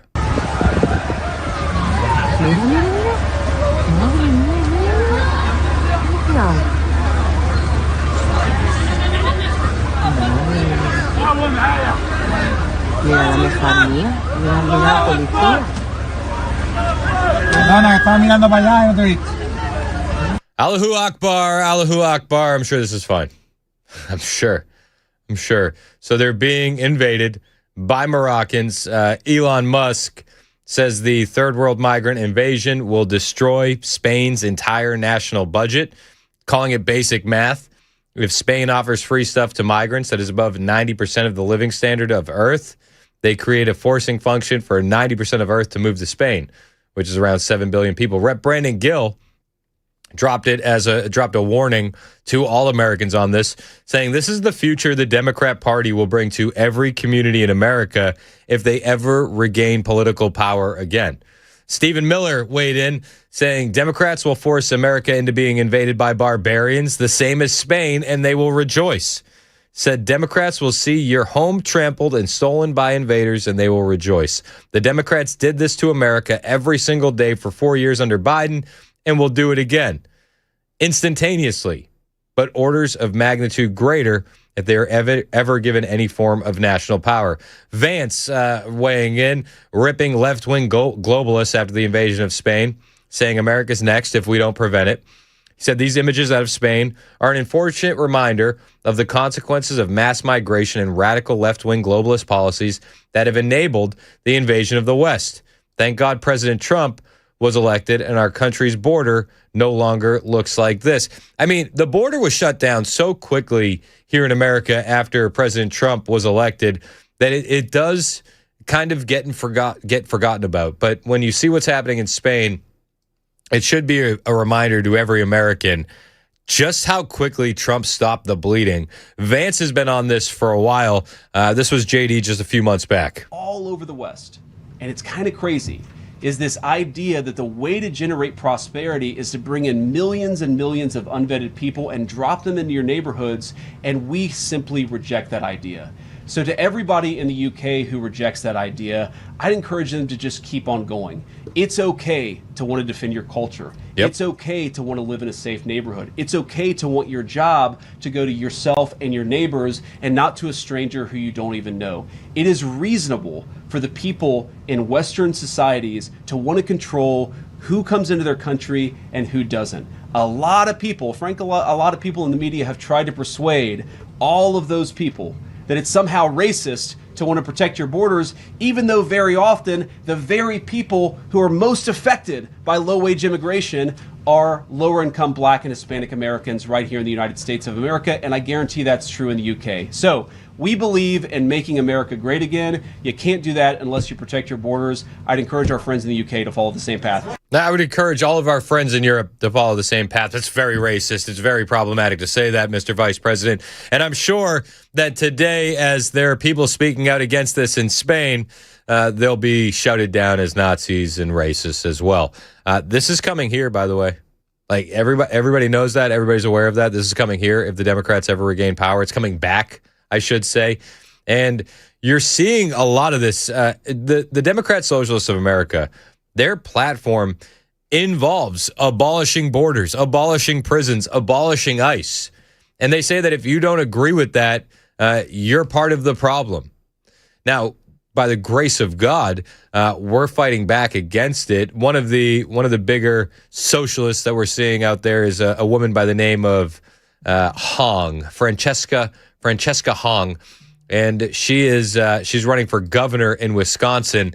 But her radical policies are actually making the governor's race in Wisconsin a little bit more in play for Republicans because everybody is watching what's going on and seeing what's happening in real time. Up on the screen, these are her tweets now in the past. June 4, 2020, defund police, defund police, defund police, defund police. July 11th, abolish ICE. It goes on, abolish the Senate. Police exist to uphold white supremacy. Defund, then abolish. Reform can't be an option. And now you're like, no, we don't really want to go that way. It's already that way, Mark. I mean, I don't know anybody who's going to say, oh, no, she's had a change of heart. She ran on this.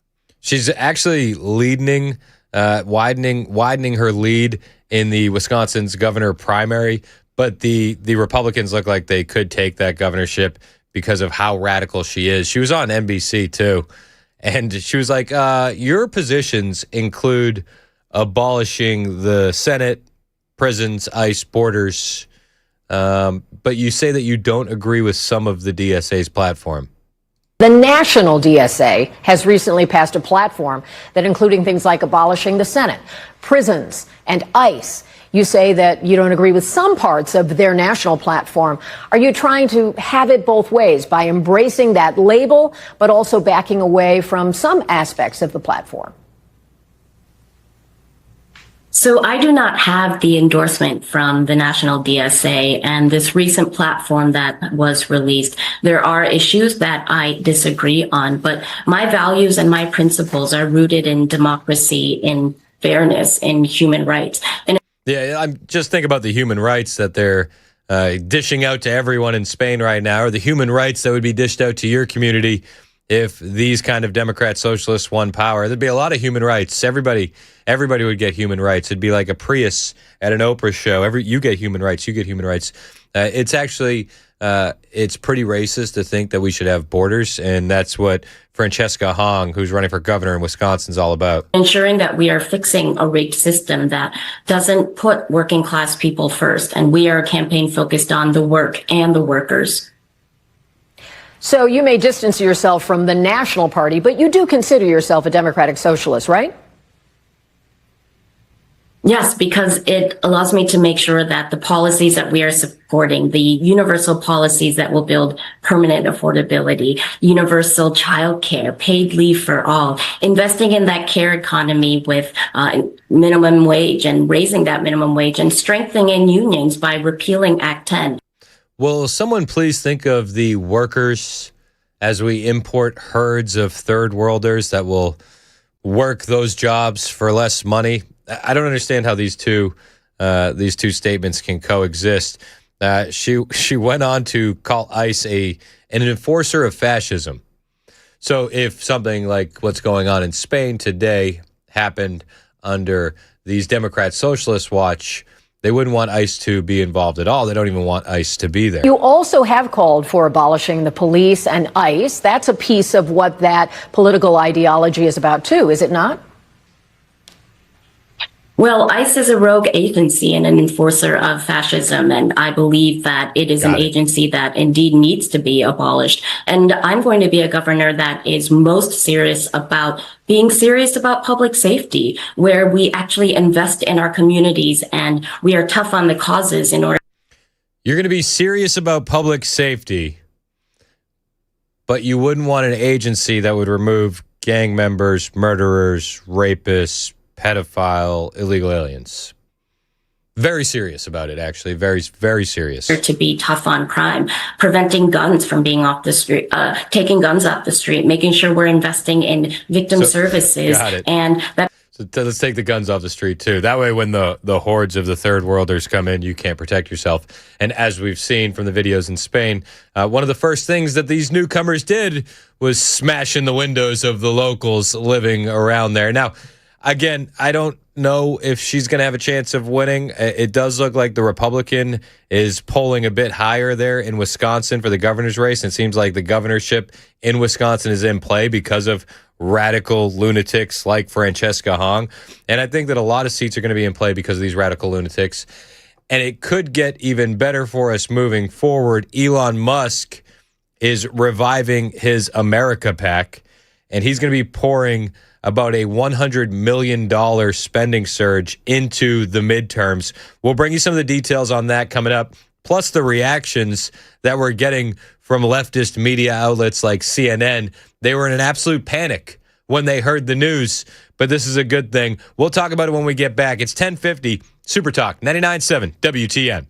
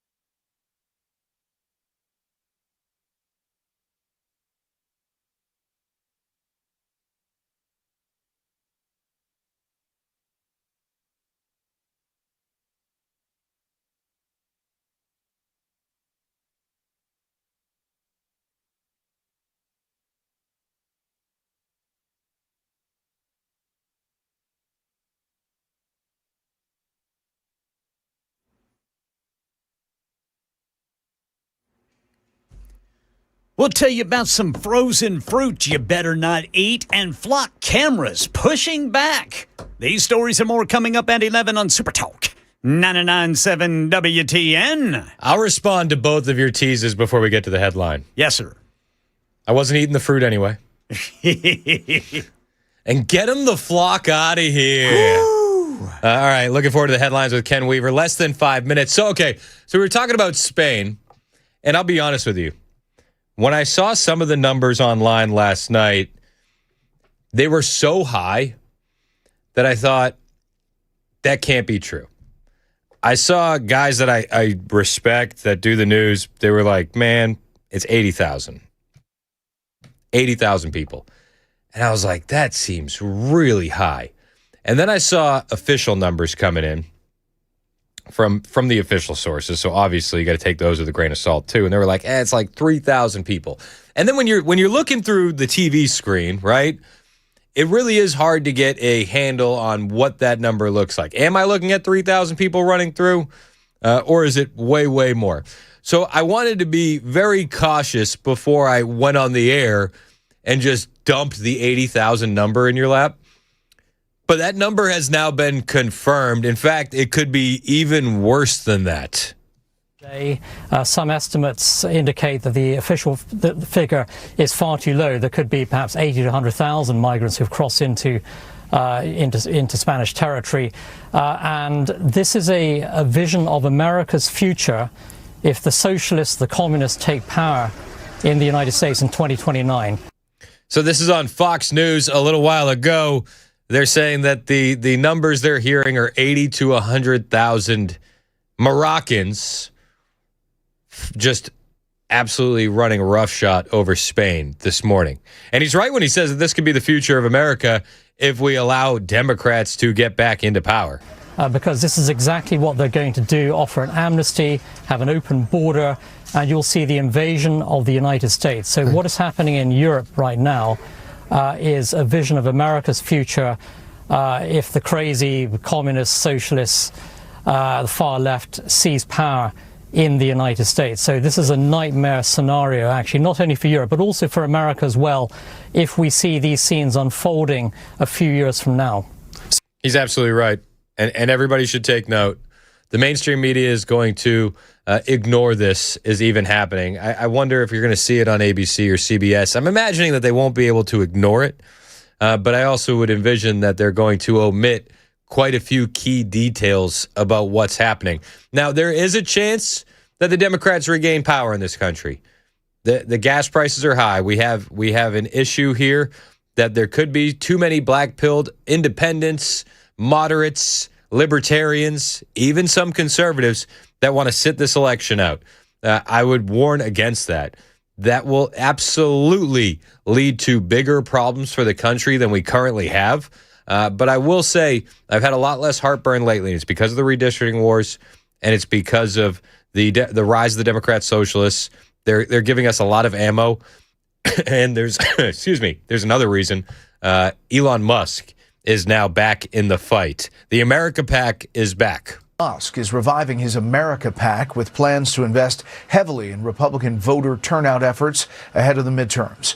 Correspondent Mark Meredith takes a look at the numbers tonight. Good evening, Mark. Hey, Brett, good to see you. Elon Musk, the world's richest man and the controversial figure who led the Doge cost-cutting effort, is back in the political arena. Fox is told he's ready to spend big to boost Republicans, and that's a big change from a year ago. Remember when he said he was considering funding a third party? Musk is relaunching his super PAC, which spent more than $260 million last cycle to help President Trump get elected. His donations in 2024 made him the largest political donor in U.S. history. Republicans are feeling excited with their financial advantage. The RNC has $128 million in the bank, while the DNC remains $2 million in debt.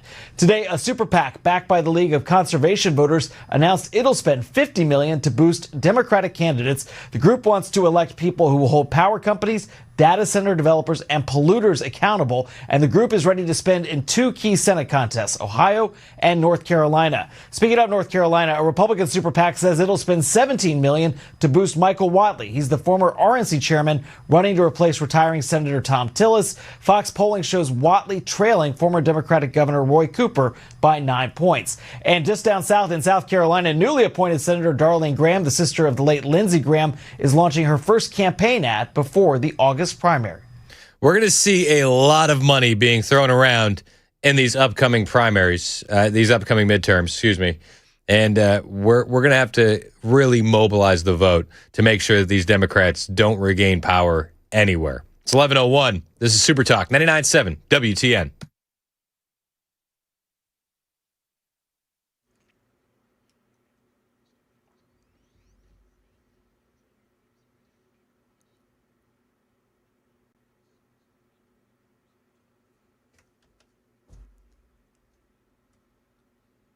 I'm Ken Weaver with your top stories. Rain returns to Middle Tennessee tonight, then a risk of severe storms tomorrow. Got the full forecast coming up in 5 minutes. Right now in Tennessee, Publix is recalling certain Greenwise organic frozen blueberries and mixed berries sold in Tennessee and 7 other states. The products may be contaminated with E. coli that can make you real sick. Publix says customers should not eat the berries, just throw them away or return them for a full refund. The recall follows reports of 12 illnesses linked to the contamination. Flock is pushing back on proposed license reader restrictions. Flock Safety is responding after Tennessee Congressman Tim Burchett introduced a bill that would limit federal funding for automated surveillance technologies, including license plate readers. Burchett says the system raises privacy and Fourth Amendment concerns. Flock says it supports clear rules and oversight, but argues the technology remains an important tool for law enforcement. The company says public safety and privacy protections can coexist and is urging Congress not to ban the technology outright. The FBI issuing a warning after a suspected Iranian cyber attack on Minnesota water systems. Authorities saying hackers knocked offline dozens of water systems there. Multiple U.S. officials telling ABC News they're not sure yet, but suspect the attacks may be linked to Iran. Here's ABC's Matt Rivers reporting from Jordan. The idea that Iran is behind this really comes at a precarious moment, obviously, as the United States and Iran have started fighting once again in this part of the world. And this would signal an aggression from Iran if this were actually to be proven that that Tehran is behind this attack. Federal government taking new actions against businesses in China. ABC's Luke Barr explains. The Department of Homeland Security blocked 43 Chinese-based companies from having their products enter the United States, making it the single largest state blockage of Chinese forced labor goods in U.S. history. The companies that were blocked from doing business in the United States are in the aluminum, apparel, copper, cotton, and tomato sectors. The Department of Homeland Security says blocking these companies is a matter of national security. Luke Barr, ABC News, Washington. Back here in the volunteer state, TBI and warning Tennesseans about a bank scam that's becoming more sophisticated. Investigators say scammers are spoofing legitimate bank phone numbers and using U.S.-based callers to sound more convincing. Victims are told there's suspicious activity on their accounts and they're asked for a 6-digit verification code. TBI says never share that code and always call your bank directly using the number on the back of your card.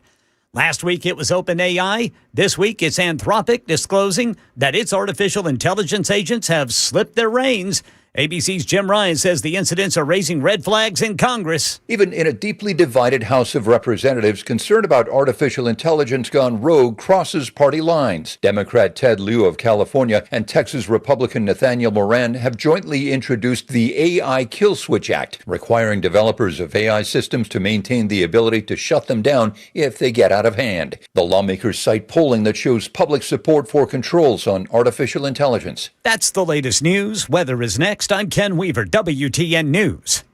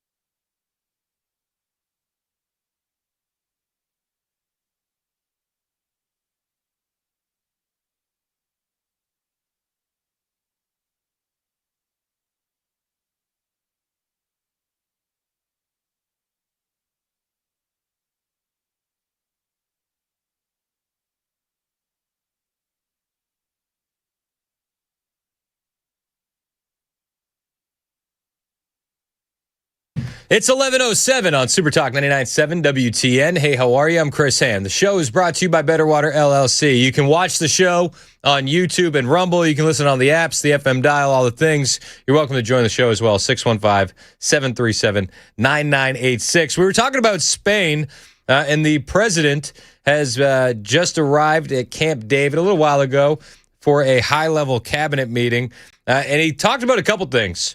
He talked about that story that Ken had in the news on the Minnesota water plant being potentially hacked by Iran. Donald Trump didn't blame Iran. We'll bring you that clip in a second. But first, I want to bring you the president's reaction to what we're seeing happening in Spain. President Trump not exactly impressed with the government that they have over there. And I hope they're going to vote for us in the midterms, because you'll see some stuff that will be horrible, because they can blow it very fast if they don't know what they're doing. So your drug prices are great. You know, I saw Spain yesterday, and I watched the catastrophe that took place. It looks like an invasion of a country by hundreds of thousands of people. And that same thing's going to happen to us if the Republicans don't get elected, except worse. Much bigger, much easier to get into, despite the fact that we have built thousands of miles of wall, which I said we were going to do, but we didn't have that, forget it. But we have the safest border in the world. If we're not in office, our country will be invaded at levels that made Spain look small time. And when I watched it, I said, boy, I'm going to say it because I knew you were going to be at Camp David, and I say, that's going to be a talking point for the midterms. Because when you look at what happened to Spain, they don't know what to do. And it's happening again today. They're coming in by the tens of thousands. They're just invading the country. And what that is weak law, bad management, but very liberal law. They passed a couple of laws, and people read. You know, people are smart. They read from other countries, and they swam that 3-mile swim, or however they got in, but nobody's seen anything like it. That will look good compared to what's going to happen to the United States. I don't think the president is stretching at all there. I think he's absolutely on the money. It will look like small potatoes compared to what will happen to America if the Democrats get in power. Now, he talked about Spain passing some bad laws, the Supreme Court decision, we talked about that. But I think it's important to point out that we haven't passed any laws here in America during Trump 2.0. And even Chip Roy earlier yesterday was saying that the invasion that you're seeing in Spain by the Africans, it's exactly why our Congress needs to act today and pass legislation that codifies President Trump's lockdown border. And Chip Roy has been pushing the Permanent Trump Secure Border Act, H.R. 9773. We need to codify that because Donald Trump locked down the border via executive order, which can be undone at the stroke of a pen. So while it sucks for what's happening for the people in Spain, it could absolutely benefit America because it gives us another thing to point to and say, this is what will happen to us if we don't act. The president has convened at Camp David. He's got the whole cabinet with him. They're doing a cabinet meeting. One of the topics of conversation was what happened in Minnesota. You might have heard it in Ken's newscast just a couple minutes ago. There appears to have been a hacking breach of their water systems in Maine. This is how a cyber attack. This is how Fox News reported on it on their community water systems in, and did I say Maine? I meant Minnesota. This is how Fox News reported it. The work of Iranian hackers, but they can't say that with certainty. For years, Iran has targeted U.S. water systems with limited success.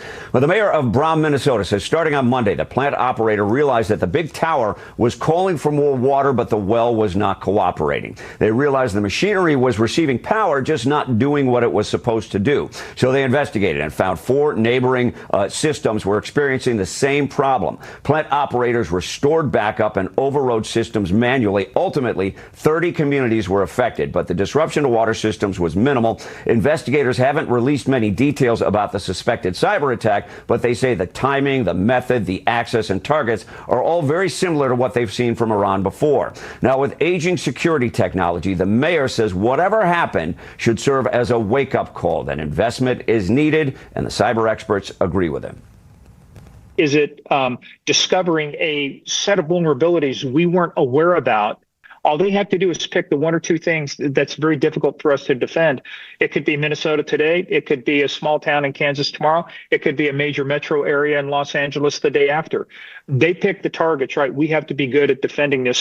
Now, one of the reasons investigators are leaning toward the conclusion that hackers are state actors bent on destruction, no one demanded a ransom. And as you sometimes see that when a large system comes under attack. Now, the FBI has confirmed that the Bureau is aware of the incident and is in contact with the victims to resolve the matter.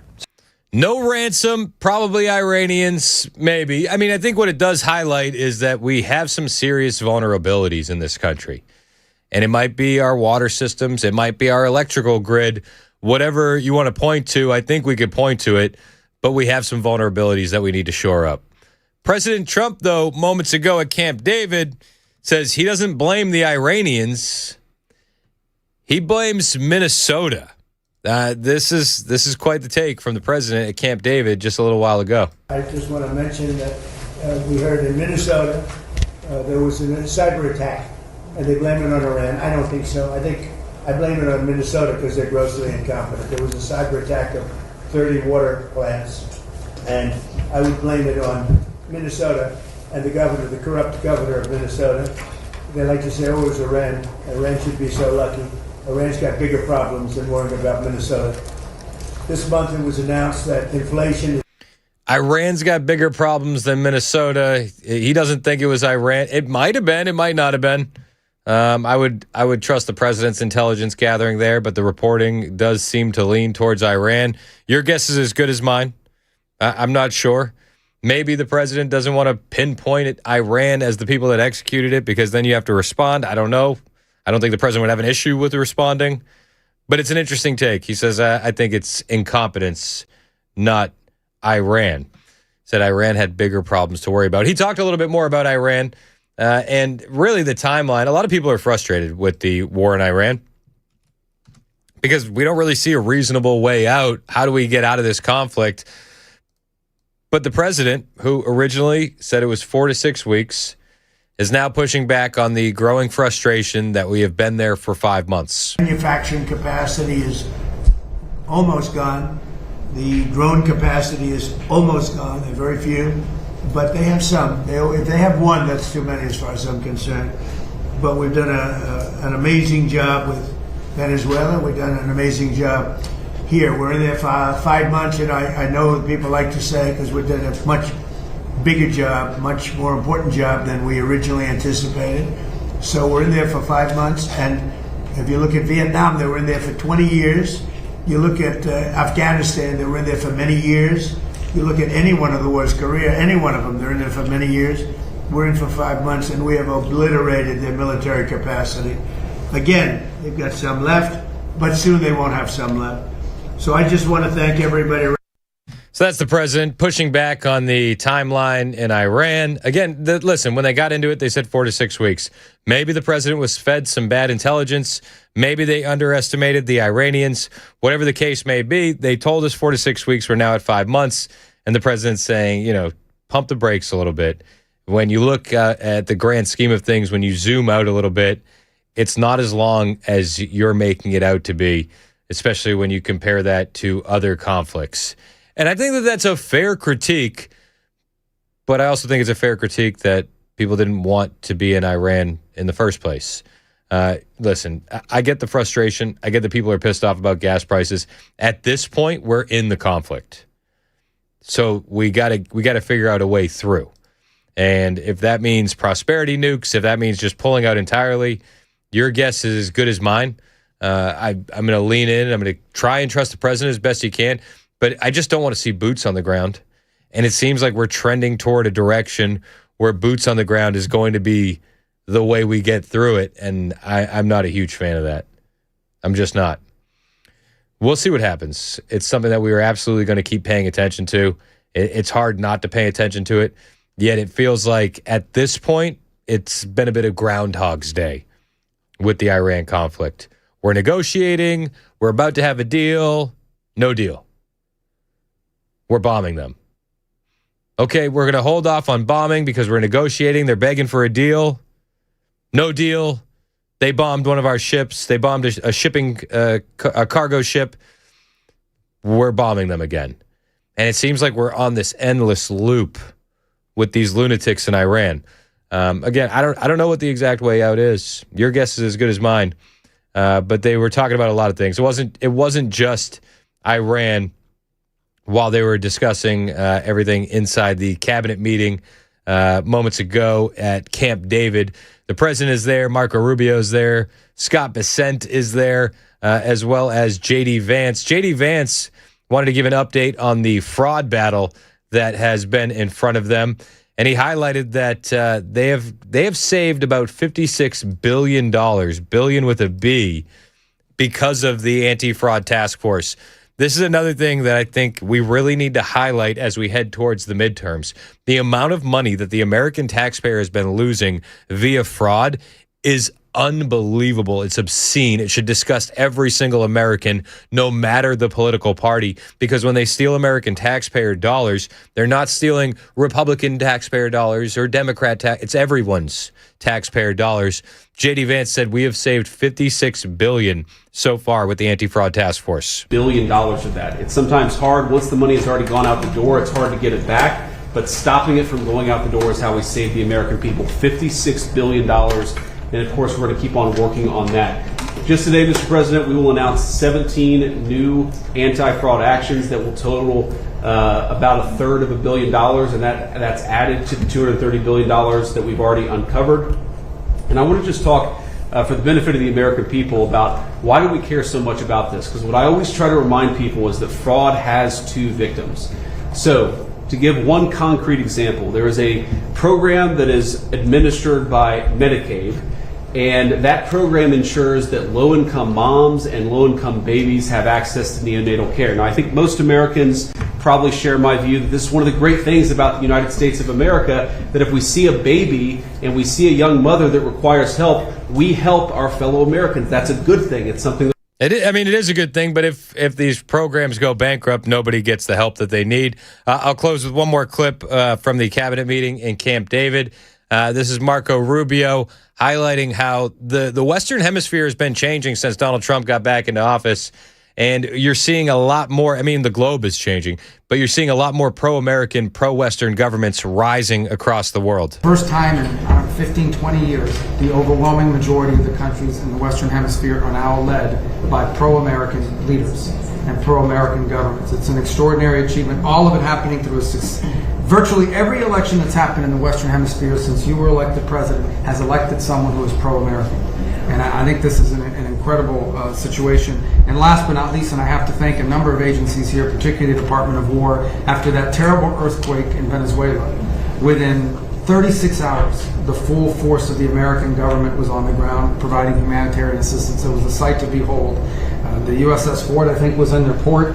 Our Marines and armed service personnel were helping run their airport and their tower. It is one of the fastest, most dramatic, and most effective humanitarian responses, certainly in recent history, if not ever.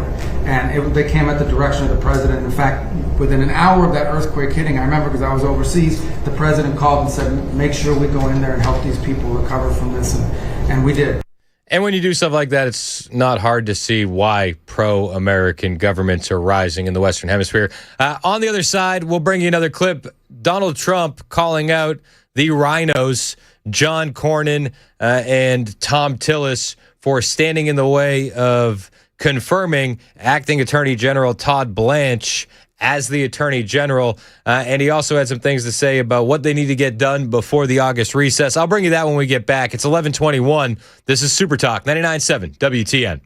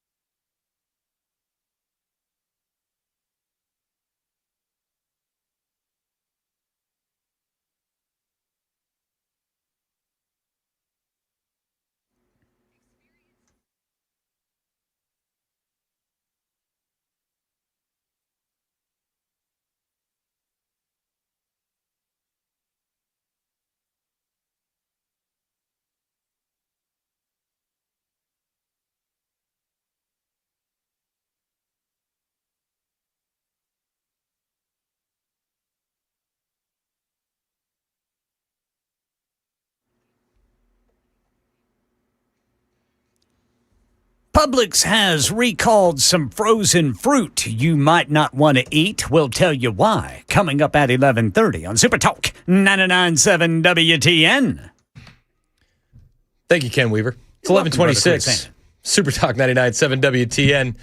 So it's fruit, right? Yes, sir. Yeah. And it's frozen fruit. Yes, sir. I feel like that's enough reason. I think that's it. I mean, so you can't eat lettuce, you can't eat fruit.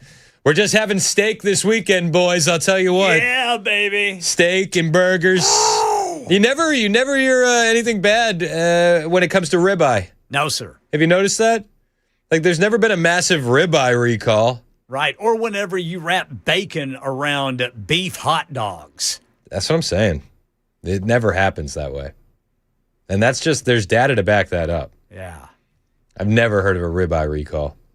Never. So that's what we'll do. We're just going to go full carnivore. Have you heard people talk about the carnivore diet? Yes. You know what I heard? What's that?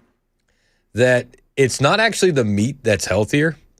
It's because the cows have two stomachs, and they can process all the toxins that are being sprayed on all the stuff way better than you can. Interesting. So really, it has less to do with the fact that you're eating meat over vegetables. It's that you're not eating all the junk that they spray on your vegetables. I can see that. People don't think it'd be like it is. But it do. Thank you, Ken. Headlines on the way in less than 3 minutes. We were talking about President Trump down at Camp David, and he's doing his thing. They're doing their thing down there, and he is not exactly happy about the Rhino Revenge Tour that has been going on. And he called out Senator John Cornyn, who he famously didn't endorse, and he endorsed Ken Paxton, for using Acting Attorney General Todd Blanche as a pawn in his Rhino Revenge Tour. If you haven't been keeping score at home, they aren't going to confirm Todd Blanche, and there's talks that President Trump might take that confirmation off the table. There's other discussions that Trump is going to go full steam ahead. Let's hear from the president at the cabinet meeting at Camp David. Would you still want the acting attorney general? Well, I'm talking about the weaponization against large numbers of people in our country by the Biden administration and by Obama, but by the Biden administration in particular in this case. But large numbers of people, their lives have been ruined, they've been destroyed, their families have been, decimated. They've gone to prison for no reason whatsoever.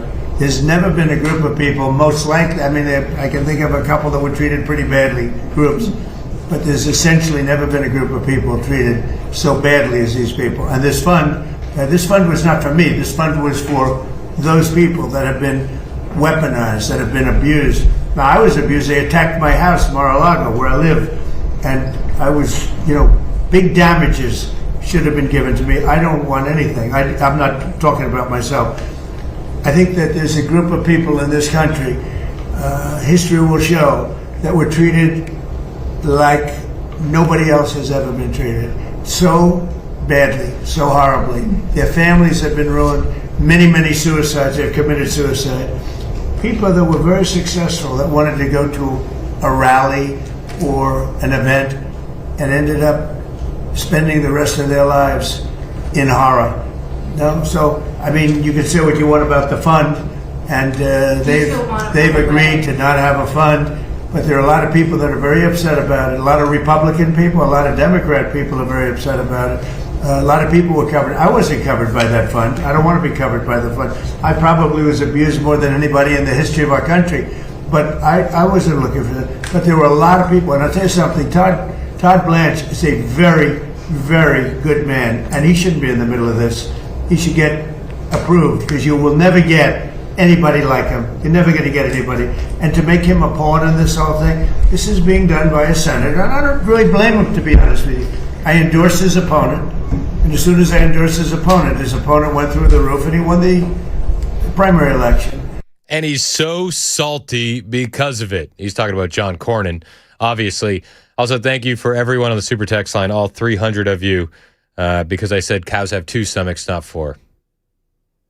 I thank you for your attention to the matter. They're still coming in. They're still coming in. Also, everybody said, I said down in Camp David. It's in Maryland, so it's up in I'm not going to say it. They're up in Camp David. I'm just not. It doesn't roll off the tongue. I'll give you that cows have four stomachs. I will concede. I am still going to say he's down at Camp David. Thank you. It's 11:31. It's Super Talk 99.7 WTN.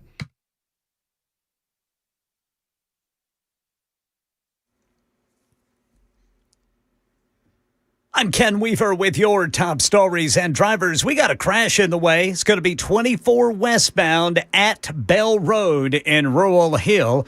Rain returns, and so does the risk for severe weather this weekend. Got the full forecast coming up in 5 minutes.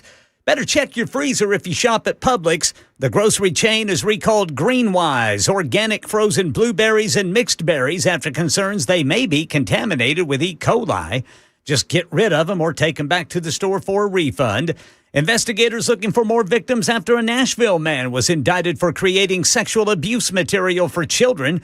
Channel 4 says authorities think he targeted children in Nashville, Mount Juliet, and Memphis.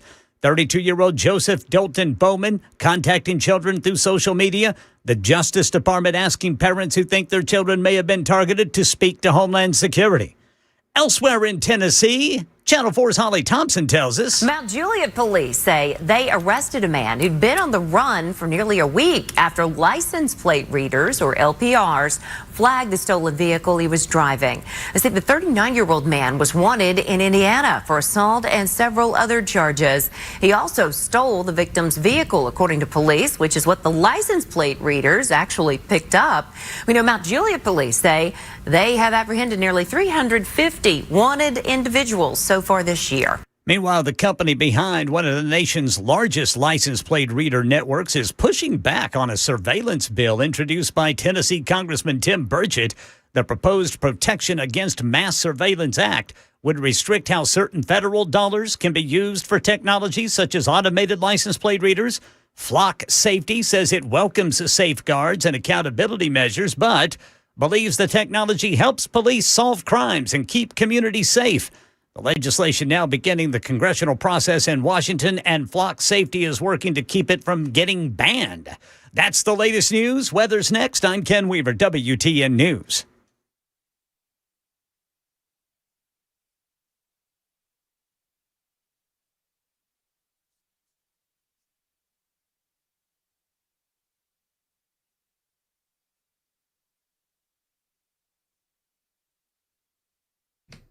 Hey, what's up? It's Chris Hand here for my friend Aaron Parker over at Parker Safes and Vaults. As you're running around your house this weekend, look at all the things that you could not afford to lose, the things that you could never replace. Maybe you got a firearm collection, maybe you got a guitar collection, maybe some jewelry or some old coins, some precious metals.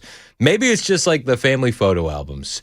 Whatever it is in your home that you know is irreplaceable to you and your family, imagine if you lost it. Whether it was a fire or a burglary, it would be horrifying. You don't want to go through that, and you don't have to go through that. You can remedy that with one phone call today, and you never have to worry about that nightmare scenario. That phone call is to Parker Safes and Vaults. They've been helping people protect what they treasure for close to 20 years. You make that call, and the experts at Parker Safes will help you choose the right safe for your needs and your budget. They'll professionally deliver it and install it themselves. These guys are the best. It's a veteran-owned, family-run Christian business, and they've been helping people just like you with their security and protection needs since they started back in 2009. These guys sell serious products designed for serious protection. Not filing cabinets that can be tipped over by a teenager. Real safes from brands like Liberty, American Security, Rhino, Graph Under, and more. They specialize in the right safe for the right customer. Hundreds of five-star reviews. These are the people to call in Middle Tennessee. Today is the day to make the call. 931-842-6445.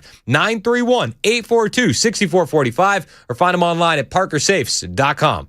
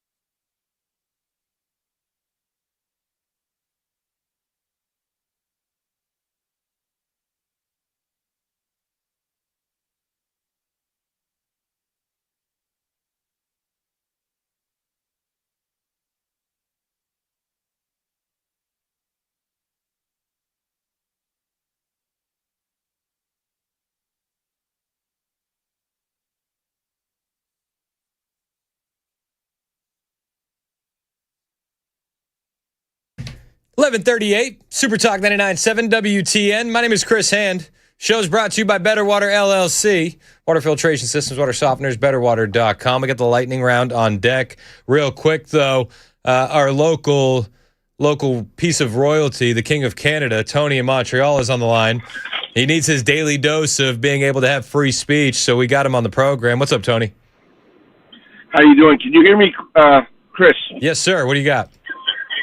Listen, I just want to say yesterday when I was talking to you, I was just as annoyed as you were when my phone just cut off. I always say to myself, I guess I'm being monitored by some legacy media governmental BS, but Tony, you never know. You are 100% at least on one list in Canada. Oh, for sure, man. Like these leftists hate my guts. I mean, they know that when I get on the radio in Montreal, I'm bombing them. And I'm not telling any lies. I'm just telling it the way it is. Like you say, when you get criticized by people that call in, they go, oh, Chris Hand is an Islamophobe. When people call me an Islamophobe, I say very clearly, I am not afraid of you. I have no phobia when it comes to your religion or anything. I just think that you're an Islamofascist. You're a dictator. You're dictatorial, and you treat women improperly. And you're not part of our society if you are Shariist and if you're misogynistic. And therefore, why am I'm afraid of it? I'm not. I am absolutely opposed to everything you believe in your cult. You're not a religion. You're a cult and a political movement. I also mentioned the Muslim Brotherhood template that they used in 1995. I believe that that's something that's actually being used across the world, Chris. And, all the Christians that are listening and all the people of peaceful religions, they're all on one side. And then Islam is considering every other religion that is opposed to their agenda, infidels. I just want to say the other thing I had not heard anything about Francesca Hong, but what kind of mind is developed to the point where everything is white supremacy to her? Like everything is so. In case anybody's not keeping score at home, Francesca Hong is the Democrat Socialist candidate up there in Wisconsin. Not down there in Wisconsin, up there in Wisconsin. But continue. She's insane. She's absolutely insane. No, when I'm listening to her, and honestly, Chris, I'm asking myself, what disturbed mind generates that type of hatred towards white people, where you're entitled to hate white people for historical reasons that have nothing to do with white people today, and they turn it around and say, yes, but you white people today benefited from the issues of 200, 300, 400 years ago, in whether it's in Europe or Canada or even the United States. Why is that? Well, if that was the case, then why did Martin Luther King say what he said and have his agenda of peace and brotherhood and understanding? It's like we reverse the issue of the 60s debate on creating equality amongst all people in the United States on race, gender, religion, and now we're going to amplify the hatred towards one group. If you believe in ICE, you're a white supremacist. If you believe in the government, you're a white supremacist. If you believe in the presidency, you're a white supremacist. If you believe in the Supreme Court of Canada or the Supreme Court of the United States, you're a white supremacist. I mean, how can you deal with something like that? That's not a discussion. That is outright hatred. That is public, and it's almost as if they're permitted to attack this. Now, reverse all of that, Chris, and let's say someone was attacking black people or any other kind of person, any color of the spectrum. How long would that TV personality exist? How long would that candidate for governor of X state last if he was attacking, let's say, somebody that was on their side of the equation of what they believe are the injured people? And as I say always, the pork pocket pigmentation politics of the current leftists is that they try to divide the United States based on class warfare. This is a class warfare issue, and they mix it with racial overtones. And that's sad, because you walk around and you say, what type of person is running for governor of X state? How will she, if she gets elected, how will she treat the people that she advocates that are the racists. So that means she's going to make laws against those people, or if it comes down to the point where there's a hurricane down in North Carolina, if you had a Trump poster on your property, we didn't go down there and give support to those people. So, like, where are we going with this? What do you want? You want class warfare in the United States? Because the people that have voted for Trump, 80 million people, or who knows if it's 75 or 78 million, that's a large chunk of people. So what are you going to do with those people? You're not happy with them. They're against you. So what? You're going to do violence towards them? Yeah, I mean, we're already seeing violence towards the right wing. They always punch towards the right. And with Francesca Hong in particular, she wants to defund the police, abolish ICE. She said that she would, as governor, deploy the National Guard to arrest ICE agents. She wants to abolish borders. Incredible. She's Incredible. absolutely insane. Then she has the audacity to say that she's for public safety.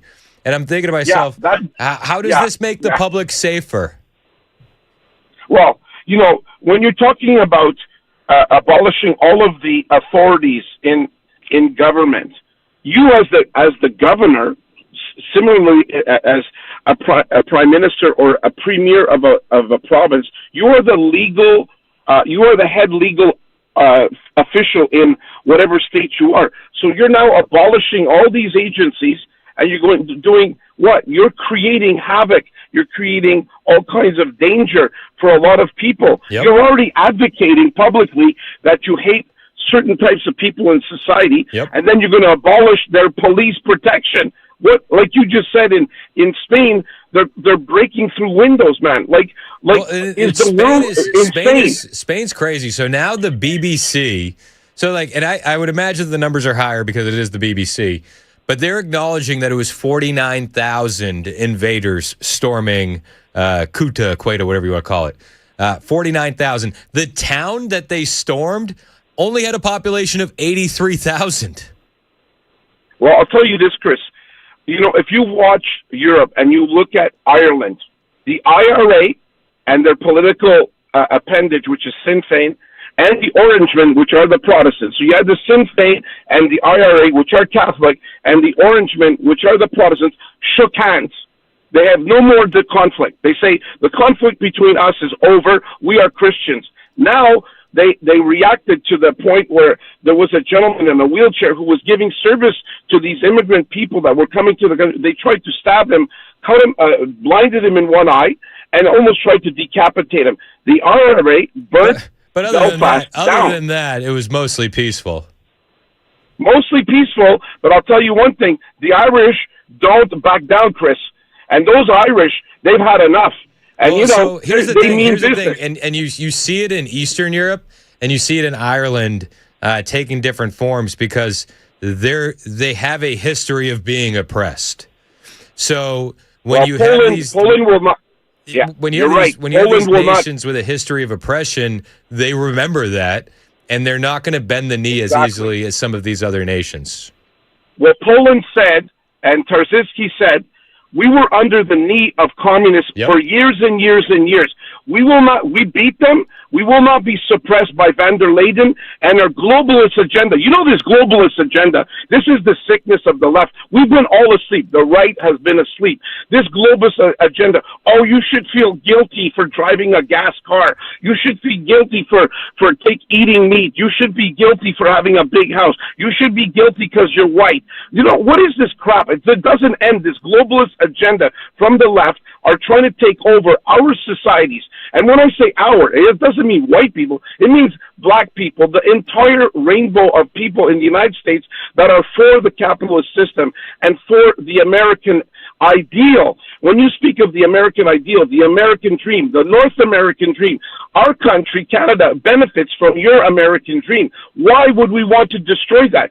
You only want to destroy that because you're being paid by Soros, Singham, Qatar, the Chinese, and the Russians, who are envious, jealous, and want the destruction of this great society. And as far as I'm concerned, if you believed in the 60s, you know, did not the Democratic Party speak of the great society of America to build equality? What happened to the Democratic Party that you are insanely opposed to America? You're opposed to white people. You're opposed to black people that support America. You are insane. Like you are even causing havoc to people that are not even persons that are political. Chris, before 2016, you couldn't get me on a radio station. I didn't see any agendas. During this period of time, people like me who have been apolitical, people that have been just doing their thing, now say, hey, if I don't speak up, this is going to be a problem. Everywhere I go, Chris, I talk about this all the time. I don't care who I'm talking to. I was in Cornwall, Ontario yesterday. I sat down. A guy was wearing a cross. He was a graduate of University of Ottawa in social psychology. I sat down and talked to him about the necessity for promoting Christianity. Yes. He turned around. He says, I want you to take this. This is a little Jesus. It's Jesus in the pocket. That's what I'm doing. I was sitting in at Tim Hortons, and we just had this conversation. Those people are out there, Chris. Yeah, they just have not been. You got to approach them, and that's how you win elections. It's going after low propensity voters that are already on your side that wouldn't have been political otherwise. Tony, I appreciate the call as always. You highlight a ton of great points. One of the things I would just say is when you look at the left, the modern day left, it is so much worse than the problems that we have. No, you can cut that. We're going to keep going. It's so much worse than the problems that we have internally in the conservative movement. Do we have problems in the conservative movement? 110%. But it is not going to be solved by sitting out elections. It's just not. We're going to solve it internally by nominating the right candidates, door knocking for those guys, talking to our neighbors, talking to people at church, and when you're out and about doing your thing. It's not going to be solved by sitting it out. It is only going to get worse. We had a caller yesterday who said, maybe he's like, he didn't like Blackburn. He doesn't like Rose. He likes Fritz, but he's like, Fritz doesn't have a chance of winning. He's like, I'm just going to sit it out. Whatever. If Tennessee gets a Democratic governor for 4 years, let's take it on the chin. That is the wrong attitude to have because Democrats will ruin everything. 100%. They have every single time that they've ever touched the wheels of power. So get that out of your mind. Real quick, hit the lightning round sound effect. We are going to jump into the lightning round. It's the lightning round with Chris Hand. We do it every day at this time. All the stories that we didn't get a chance to get to, stories that wouldn't fill a whole segment. We like to call it the lightning round. It's good. You're good on the lightning. It's very quick, very fast. I want to get to this one story. I've been trying to get to it. This is insane. So a WNBA team co-owner, and if you're watching on Super Talk TV, you see a picture of this woman. It doesn't surprise you when you hear the story that this is the co-owner. She's been suspended and fined because she verbally harassed some Sophie Cunningham fans at a WNBA game.